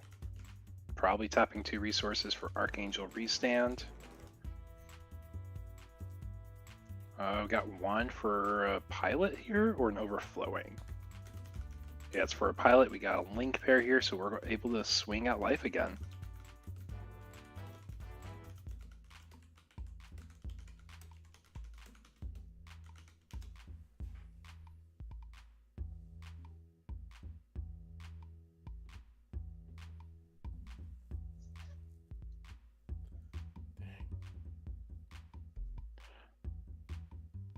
So now what? How do we do this? We've seen all our Kyrias, which is crazy. We're gonna white base. I think it's correct to white base the undamaged perfect strike, because if you see now. I think there's so many ways for blue-white to get rid of 1 health things that you're kind of opening yourself up to losing this blocker entirely for nothing. Yeah. And then it becomes just free to attack into the perfect strike with them as well. And we got another Archangel, another card to hand.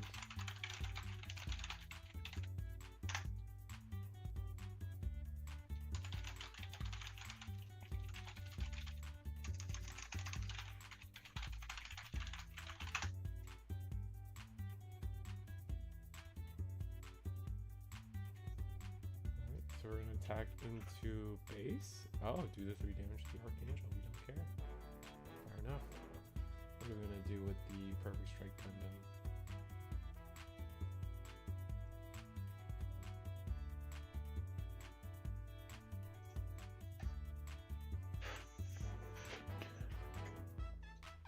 Bill strike,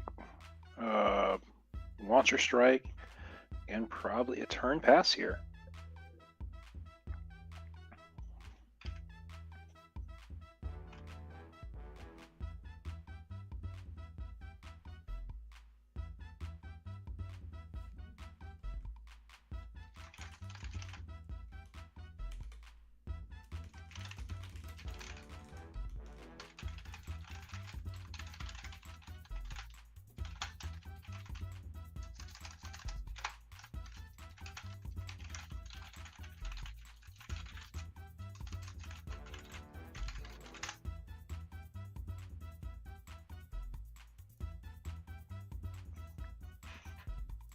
But yeah, trading 1 card for 2 cards here. We don't feel too bad about that on the block. Now we're basically asking our opponent, what are you going to be doing with the rest of your resources, rest of your turn here to try getting ahead? Or try to push even further ahead. Because we're ahead on life, but we're behind on board. And swinging, giving -2 attack to either blocker, it's same difference. If you do want them to block with the Ale. Now we're going to tap 2 for the Archangel restand. Thanks to Kira, we did have 1 extra HP to survive the attack there. And we're looking at 6 extra resources, which can be 2 more bodies, or it can be 1 of the larger bodies. Tapping another 2 means, yep, is a perfect strike.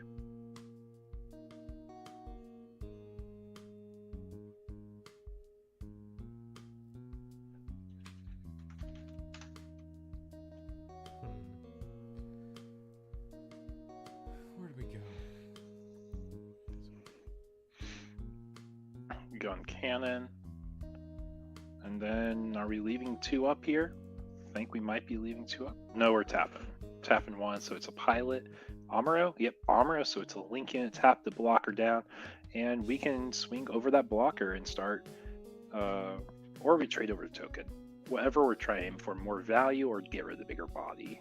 And we're aiming for more value here. Yeah, that makes sense to me. Get rid of the body. Especially since we've gone through white base as is. Yep, and then end of turn, repair.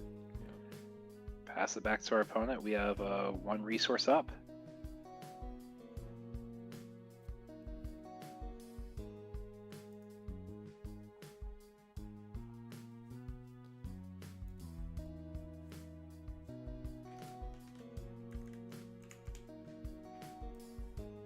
Yep, so Amuro for first one, we're going to tap down the blocker.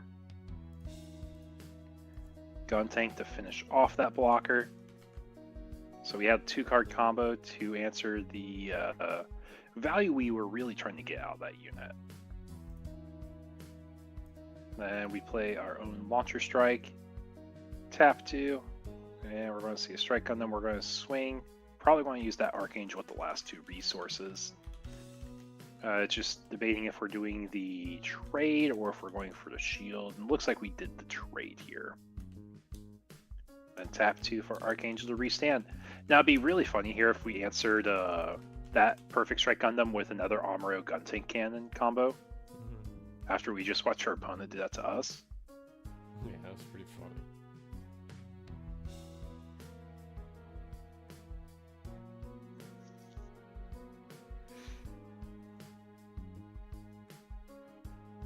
Alright. Kribo Sweater, what do you got? What do you got in retaliation to this? Yeah, it's definitely a tough board to start breaking because, like, your AL strike, your top end doesn't answer like the big bodies. It just bounces them to hand, which they'll just come back the next turn. So unless you're bouncing multiple units, you're not really ahead on tempo, right?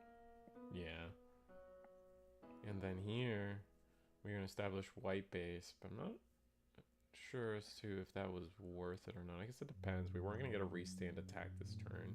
We've gone through most of our pilots at this point here in the early game. A lot of these attacks and trades have kind of been for 2 for 1. A lot of these times it feels like.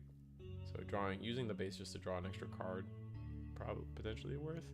Get a token. Draw a card, basically draw a body too, I guess you could say, right?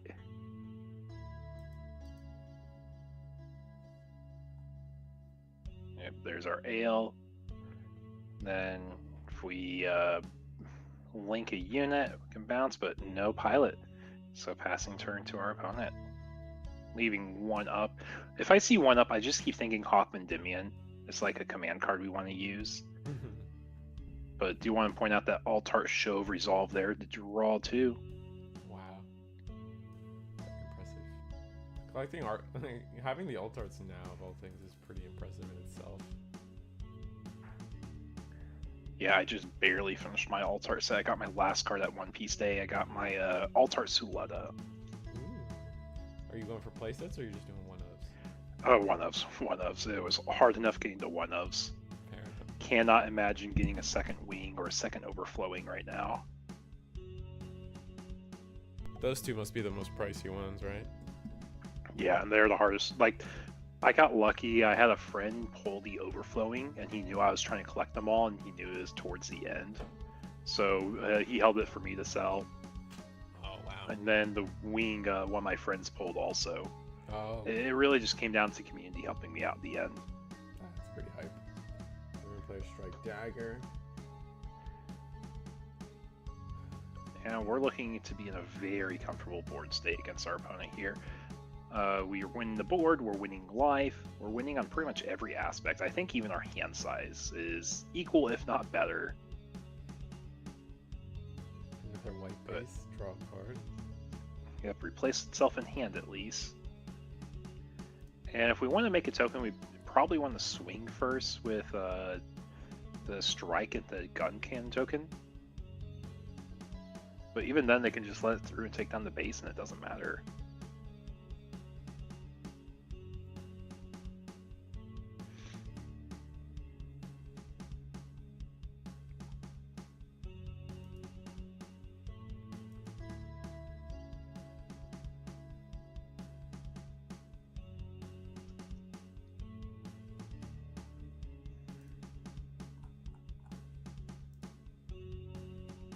Yep, so we see Dara Blade coming down, bouncing the blocker to hand. It has the pilot with it. But there's only one more blocker on the field, so if we have an Amuro, we can tap it down at least and then start really putting pressure on. And I think that's what we're doing. Yeah, we said this is our point. Let's go for damage. We can do at least get rid of the base, get rid of 2 shields, and we're in a really good spot. Especially since the board in front of us is pretty small, all things considered. The 3/2s don't clear the white base on your own. We're gonna do a command. We got a burst effect. Yep, gives -2 or 3 attack, which is relevant in case you're trying to go for game. If your unit has no attack, it can't go for game. White base to play a gun cannon.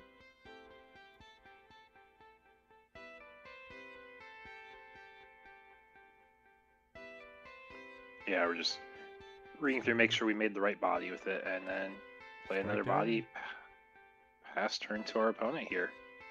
No blockers, so there is potential for blue-white here to rush down. Still have a grip of a hand, honestly. Like, I would not be surprised if we just had Link pilots galore. We're gonna Archangel first, essentially draw another card. Yeah, and one thing I do want to point out is, like, we did bounce a pilot's hand, so we know they at least have 1 in hand. Yep.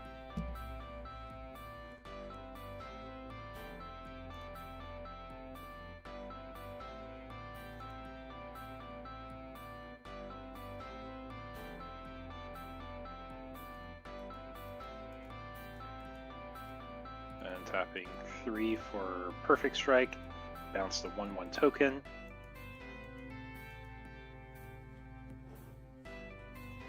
Now, the one thing about having Suleta under Ailstrike is it's really hard to remove that body. That is so much HP. 6 HP on a unit. I think it can only be taken down by a Wing Gundam with Heero Yuuy.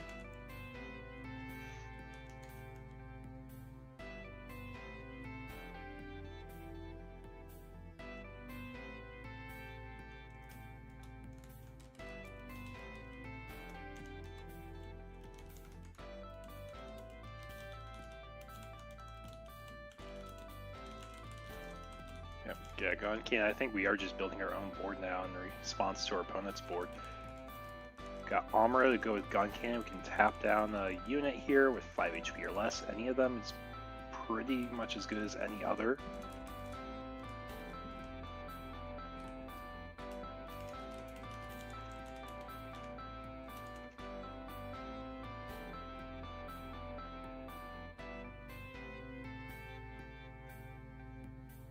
Getting 1 trade in also.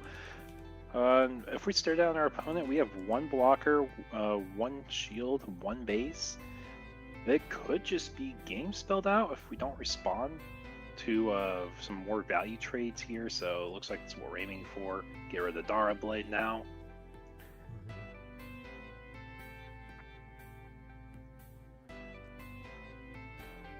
I think our resources are lined up perfect for Akira on the Perfect Strike, swing, trade, and then restand with Archangel. Yeah, that's pretty strong. It clears the whole board and doesn't leave us in a position to actually go for game, but high chance of it. Actually, I think we need to get another blocker. Yeah, we need another blocker. Our opponent's showing lethal. If we didn't have another blocker there. Pending like any pilot, remember correctly. So now we got 2 blockers up on our side. 1 card in hand too. We're in top deck mode. Alright. We can trade into the gun cannon pretty easily if that's what we desire.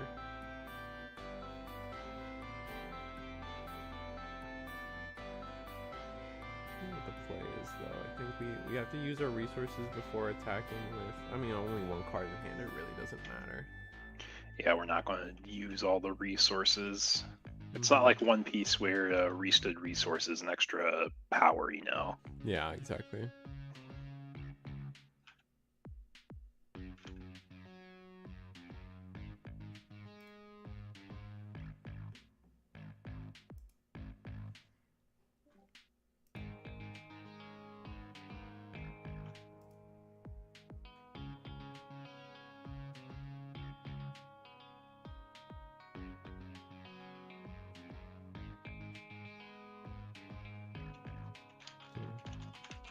nothing we can really do here except like, we have to go for board, right? Maybe we can afford to attack. Maybe we can afford to attack the base with Ailstrike. Oh no, it's a pilot we drew. All right, and it was a Sulieta of all things. Ugh. It's a little rough, but this does give us the damage to swing over any blocker. It also gives us HP for survivability against the blockers. Yeah, like you're saying, yeah. So, I'm gonna do the 4 damage. Now attack the gun cannon. Debating on blocking. It's kind of easy blocks here, to be honest. This is why I feel like we should have attacked with the. I feel like we should have attacked with the perfect, the Ailstrike first, just to maintain, just to threaten the actual loss of the base versus, you know, allowing the base to do its full job and be a sponge for damage. But I guess we were more concerned about leaving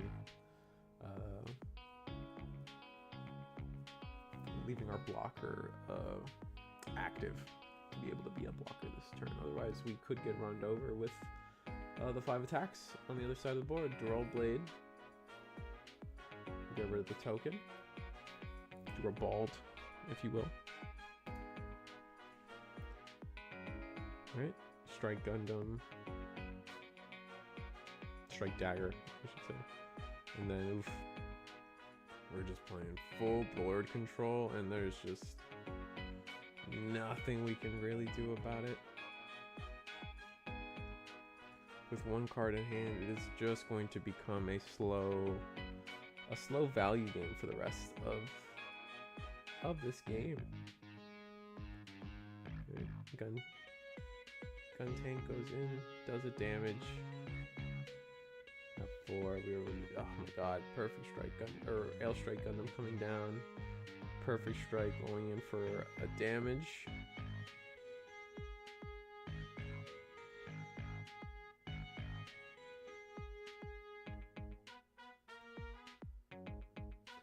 Is there a maximum of bodies you can have on board? Is it 6? Yes, it is 6. 6 is the maximum on board. 10 is the maximum on hand. Ah, okay.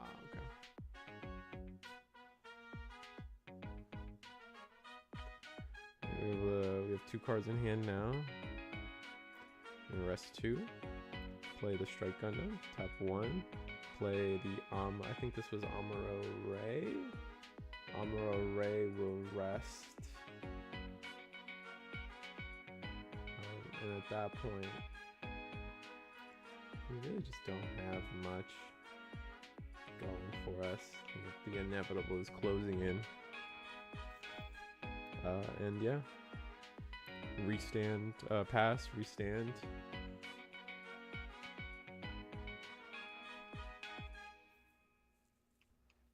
And we're gonna attack, and that's game.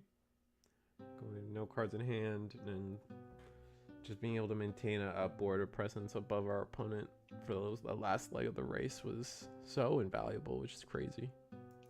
And I think that's the end of our round too.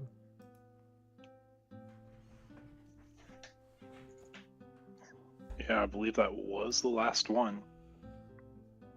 So, well, that's nice. We're going into round 4 out of 5. I think we'll have 3 undefeated going to the next round. So that's exciting. Let me just go.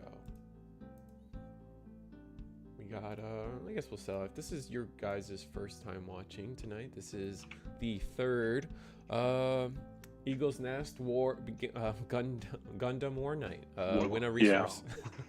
Yeah, yeah, I love how it's sticking. It goes so well. Yeah. So that being said, the prizing here, if you get first place, you get your choice of the EX resource or the Heero Yuuy normal resource, alt arts, given out to a lot of or given out through your store beta events. Or where was the Relena from? What was the original way to receive that card? Relena Resource. Mm-hmm. That one was given at the California Gundam demo events. Oh, fun. All right, cool. So that's a pretty cool pickup if you guys are trying to get that. Entry fee $5, and from there, if you manage to top 4, you can double your entry fee, which is kind of nice. So there's prizing beyond the resources, but obviously I feel like the resources are the key cards everyone's trying to get their hands on nowadays. The plan is to host this every Wednesday, 7 p.m. Central, 8 p.m. Eastern, and that also comes out to 5 p.m. PST for those that love being on the wrong coast, if you will. Yeah, I think I'm gonna take us to. Do I have my break screen even correct for this? I guess I don't. Rest in peace. No, I do. I have. Oh, this. I thought ahead. All right, I thought ahead. I'm gonna go to a quick break screen. I'm gonna take a lap around my house, get a good stretch in. But before these final 2 rounds, we're going into the semifinal, the semifinal and then the final round, depending on if the down pair. I mean, there's no draws in this game, so if the down pair loses, next round could be the last round, but probably one more after that. Exactly. You got it. All right. See you guys then.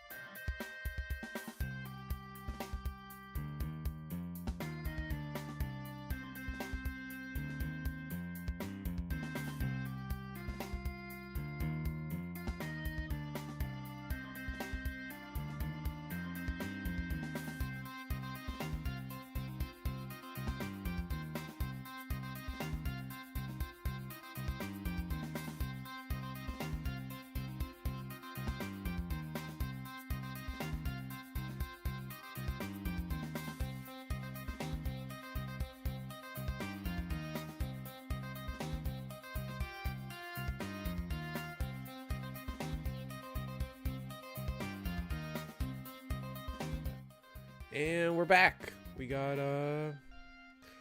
table 1 once again. Let me get the timer going for you guys. But it looks like just a blue-white turnout for how this undefeated list is showing up, as far as I can tell, right?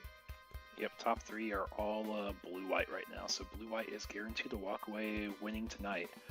We have blue-green at table 2 going against the down pair blue-white. Oh, I see. Okay. Alright, got the timer started. Yeah, no, I mean, I'm still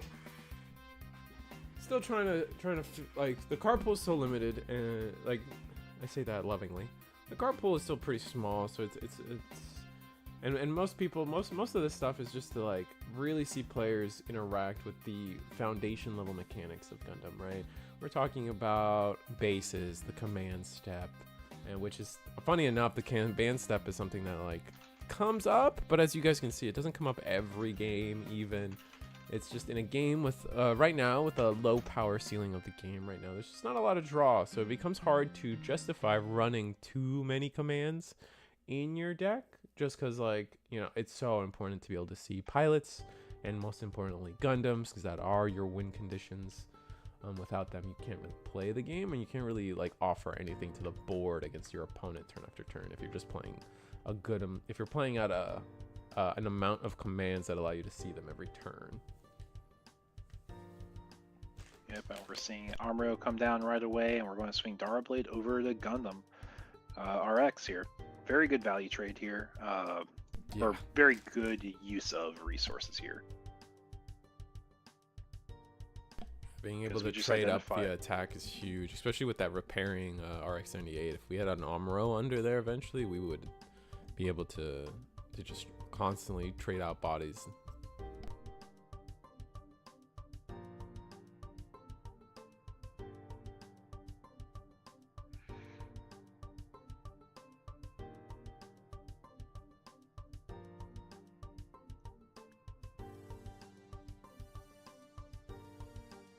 Trying to open a bag of Sour Patch Kids, and this is going awfully. Yeah, we got there though. Yeah, I was gonna say, in these blue-white mirror matches, they're a little grindier, so their startup turns are really focused on getting board tempo, establishing setup, and it looks like we already got Ale Strike. We're using Akira. We're bouncing a unit. Regardless of the one we bounce, I think it's pretty good for the blue-white player here. We're bouncing the Perfect Strike. Now we're going to swing with Ale Strike here, give it -2 attack to the blocker. You're going to let that EX base go. You're not going to think too hard about it. Yeah, it doesn't really feel like a good block. I almost argue, is there a world where we bounce the launcher? I guess giving back the armor array is a little rough, right? I'm going to say bounce the launcher and then get rid of the other card for good. And then force your opponent to kind of use up this entire turn replaying a launcher into an Amuro, but Amuro could go into a different guy or a different Gundam, potentially get rush. Here we're going to go into Perfect Strike and attack into Ale Strike. This does trade. This is a perfect trade as well as -2 attack from Akira. So you actually live just enough. Then Archangel comes down. We're going to be drawing a life and passing turn to our opponent most likely, or are we going to be doing a damage here? Either way, I think it's correct. I think we attack. We have the aggression, we have the tempo, and not only do we have pilot under as well, so it's 5 life, so that's not the easiest thing to just swing over in a single turn. Our opponent's more than likely going to go into the Perfect Strike anyway, so you can realistically have this free attack go in.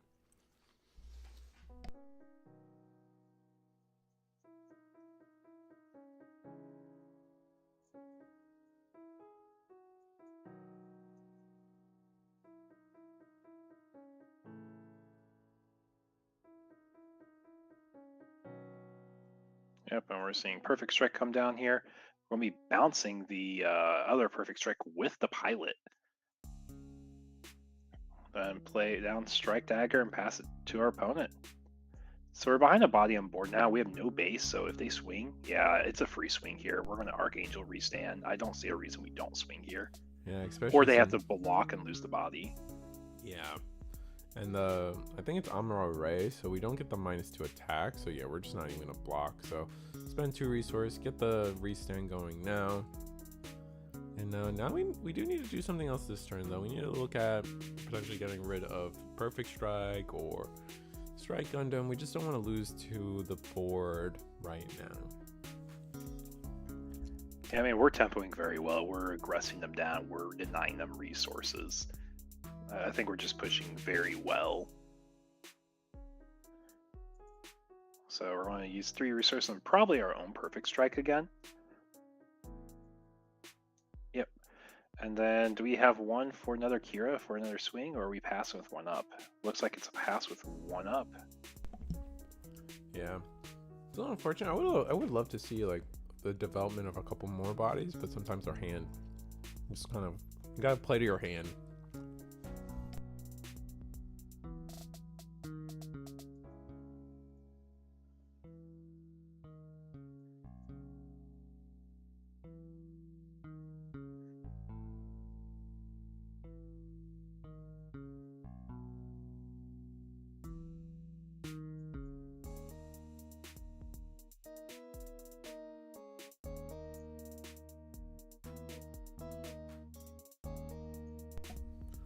Alright, so our response here is we're behind. I mean, we have attack priorities. Oh, Amuro Ray to rest the launcher strike.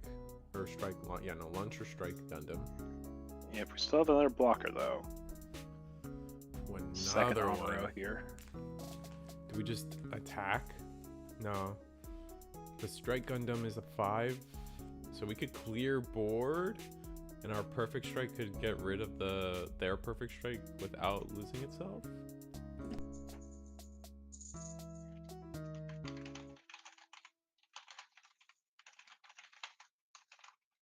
Wow, that's impressive.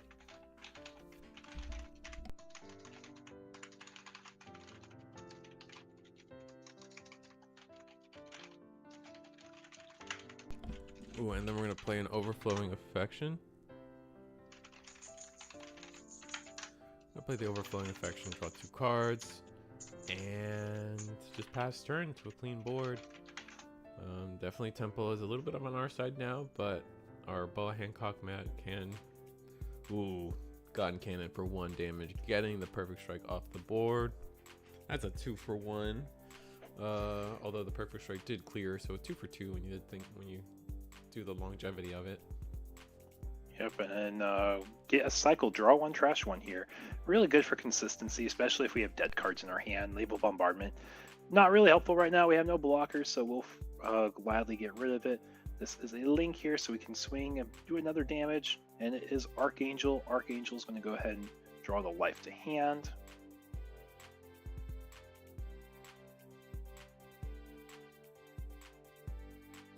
And we're going to put down another Strike Dagger, passing it to our opponent.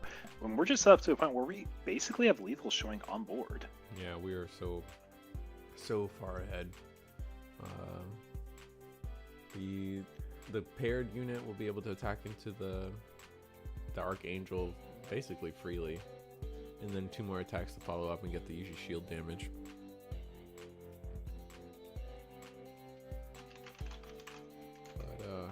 How can we respond? We tap 2 resources to play the Thor Blade. It doesn't do much.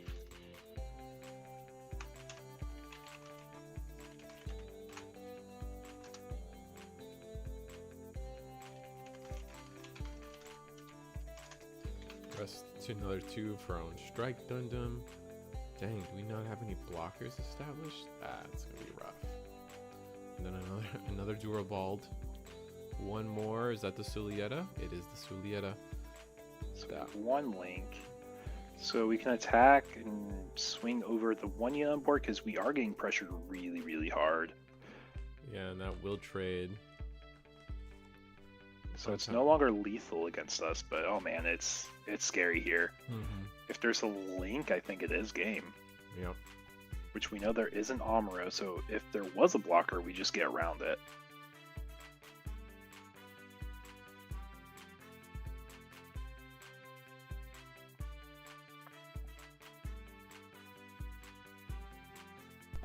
Even if it wasn't game, I feel like we're just so far ahead. And it's there's an the Amuro, Amuro. which probably taps down the 3/2 Strike Dagger if I had to guess. Right? Actually, no, it'd just be the Dara Blade. It doesn't matter if we're trading here. Yeah. If we have a gun tank in hand, it would make sense. But we're swinging 5 attack into the base. Tapping 1 here for Akira. Oh, does this trade over Dara without dying? It does. It does because of the Kira effect, yeah. Gun tank putting in work here. Wow. Very well navigated by our pilot Dom there. He just did a very, very, I would say, value heavy play that I don't think a lot of people would necessarily look at doing right away. Do have to take your own life if you're going to replace your base. There we go. And then we already have our next play set up. We're going to play the gun cannon. Just try to show up resolve as many attacks as we can on board. We're going to pass turn there. It got rid of one less way for them to trade, and now we're really just saying, yo, dude, you got to answer this whole board, otherwise it's game.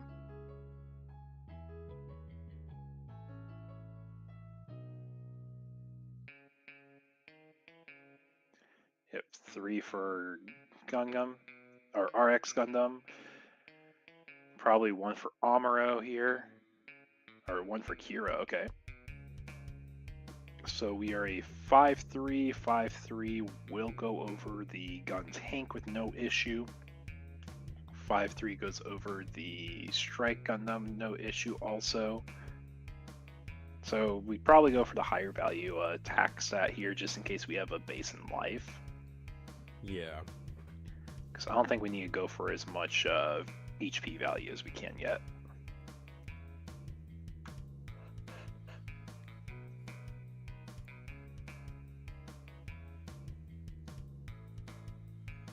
Alright, we will attack into the gun tank like you said. It's going to be -2 damage. So we will take 2 damage of our own. Sitting at 1 HP for the strike Gundam. Strike dagger. Oh, here's the Kira pair, but pass. Yeah, it's not a link, so it can't attack immediately. And we are positioned in a place where we could just have lethal here. We're going to swing first. If it's a base, we'll have enough attack power to get over it. There we are. Enough for game. I don't think there's no commands there to stop it. So we're just able to push through really quickly. And if we want to take a look at table 2, see if we have another round, we can hop there. Yeah, let's do that real fast.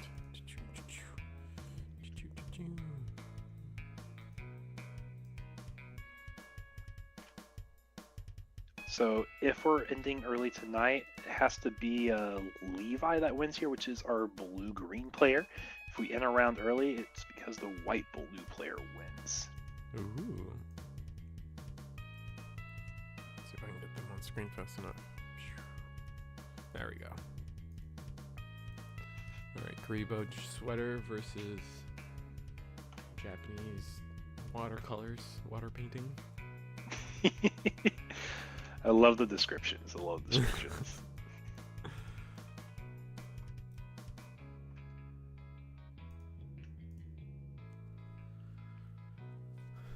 Looks like our blue-white might have some sort of a lead. It's hard to tell. We've got 4 bodies. Looks like they're going tit for tat right now, actually. Archangel will be removed. No blocker allowed. Yep, high maneuver. Unblockable. Pretty good keyword. Do we even have... Well, we don't have a keyword for that in Digimon yet. We have lots of cards that have redirectable, unblockable effects, but there's no keyword yet. Right. It's interesting because, like, they had blocker, and then they had unblockable. Then they power crept unblockable by saying redirect, and then they power crept unblockable by saying unable to be redirected. Yeah.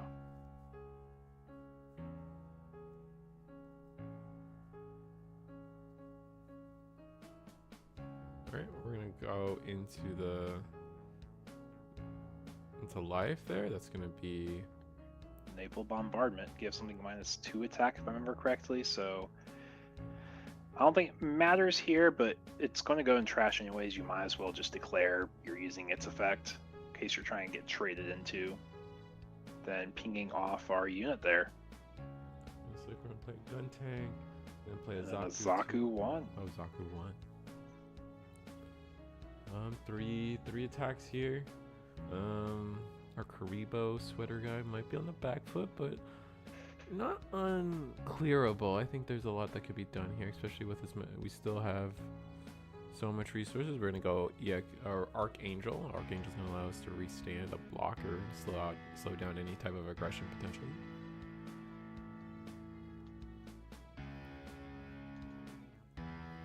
We have to be really careful because now we probably have to get rid of this unblockable guy first and foremost. Yeah, the issue is it just makes a token on being destroyed here. But we're choosing to get rid of the base. Alright. Yeah, here's the thing. It's just during attack you get high maneuver, so it's going to be able to swing unblockable again. Unless we're bouncing it to hand, but bouncing it to hand is the exact same thing as not dealing with it. It's like we put something under the perfect strike button. Looks like the Sulieta. Well, there we go. We do get rid of the high maneuver. This might just be too many bodies on board. Alright, swing the Durabald. You get rid of the Gelgoog. Makes sense. Now, do we have any ways to address the 1 damage on each side?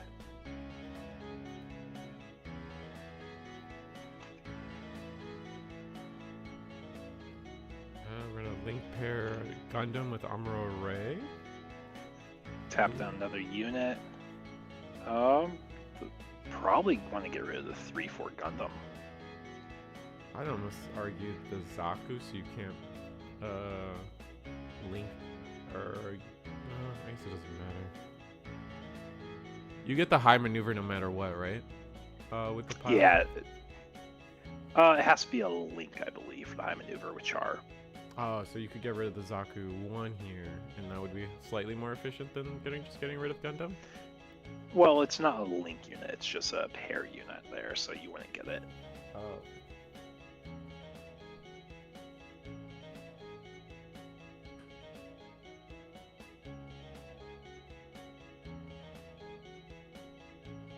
Ooh, gun tank. Do 1 damage to the token. Nice. Yep, we're clearing up the board as well as we can here. Then we got repair. Pass turn. Yep, I want to be just 3 seconds. My food just got here. You're good.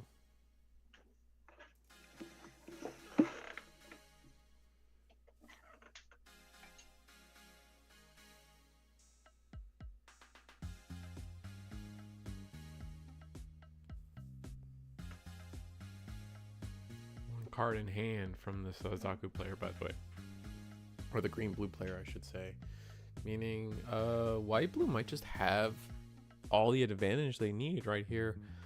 3 attacks. We have to get through the white base. None of these attacks actually get through the white base, which is important, right? So like, we may see some. Yeah, we're gonna trade into some bodies. It's like that's exactly what's gonna happen. We're gonna get the Zaku 1 and get rid of the Perfect Strike Gundam. And then replay Zaku 2, and I think we're just playing a losing battle at that point, unfortunately.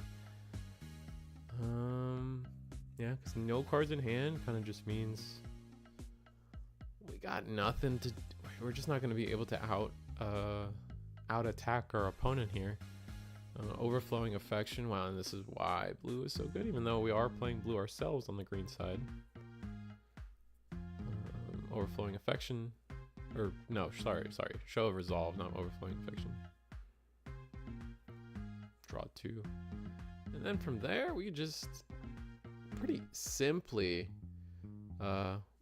attack. Like the gun tank can just attack into life, or into shields, do the damage, get tempo on our side in terms of amount of bodies we need. There's no blocker. There's no cards in hand. I think it's just all these cards go sideways into life. Get the damage going. It's a Zaku, no big deal. Yeah, no reason for Gundam not to attack, or RX-78 not to attack. We're gonna get the repair at the end of the turn anyway. No reason for the Ale Strike to not attack, because the Archangel can just restand. There's Perfect Strike. Do we have the pair unit? Oh, we're gonna pass. Okay, we're not even gonna use Archangel. Interesting. Not wanting to potentially give them a base or something, I guess. And we're just gonna scoop it up on the blue-green side. Unfortunately, I think that does mean our tournament ends early. Wow. Kind of sick.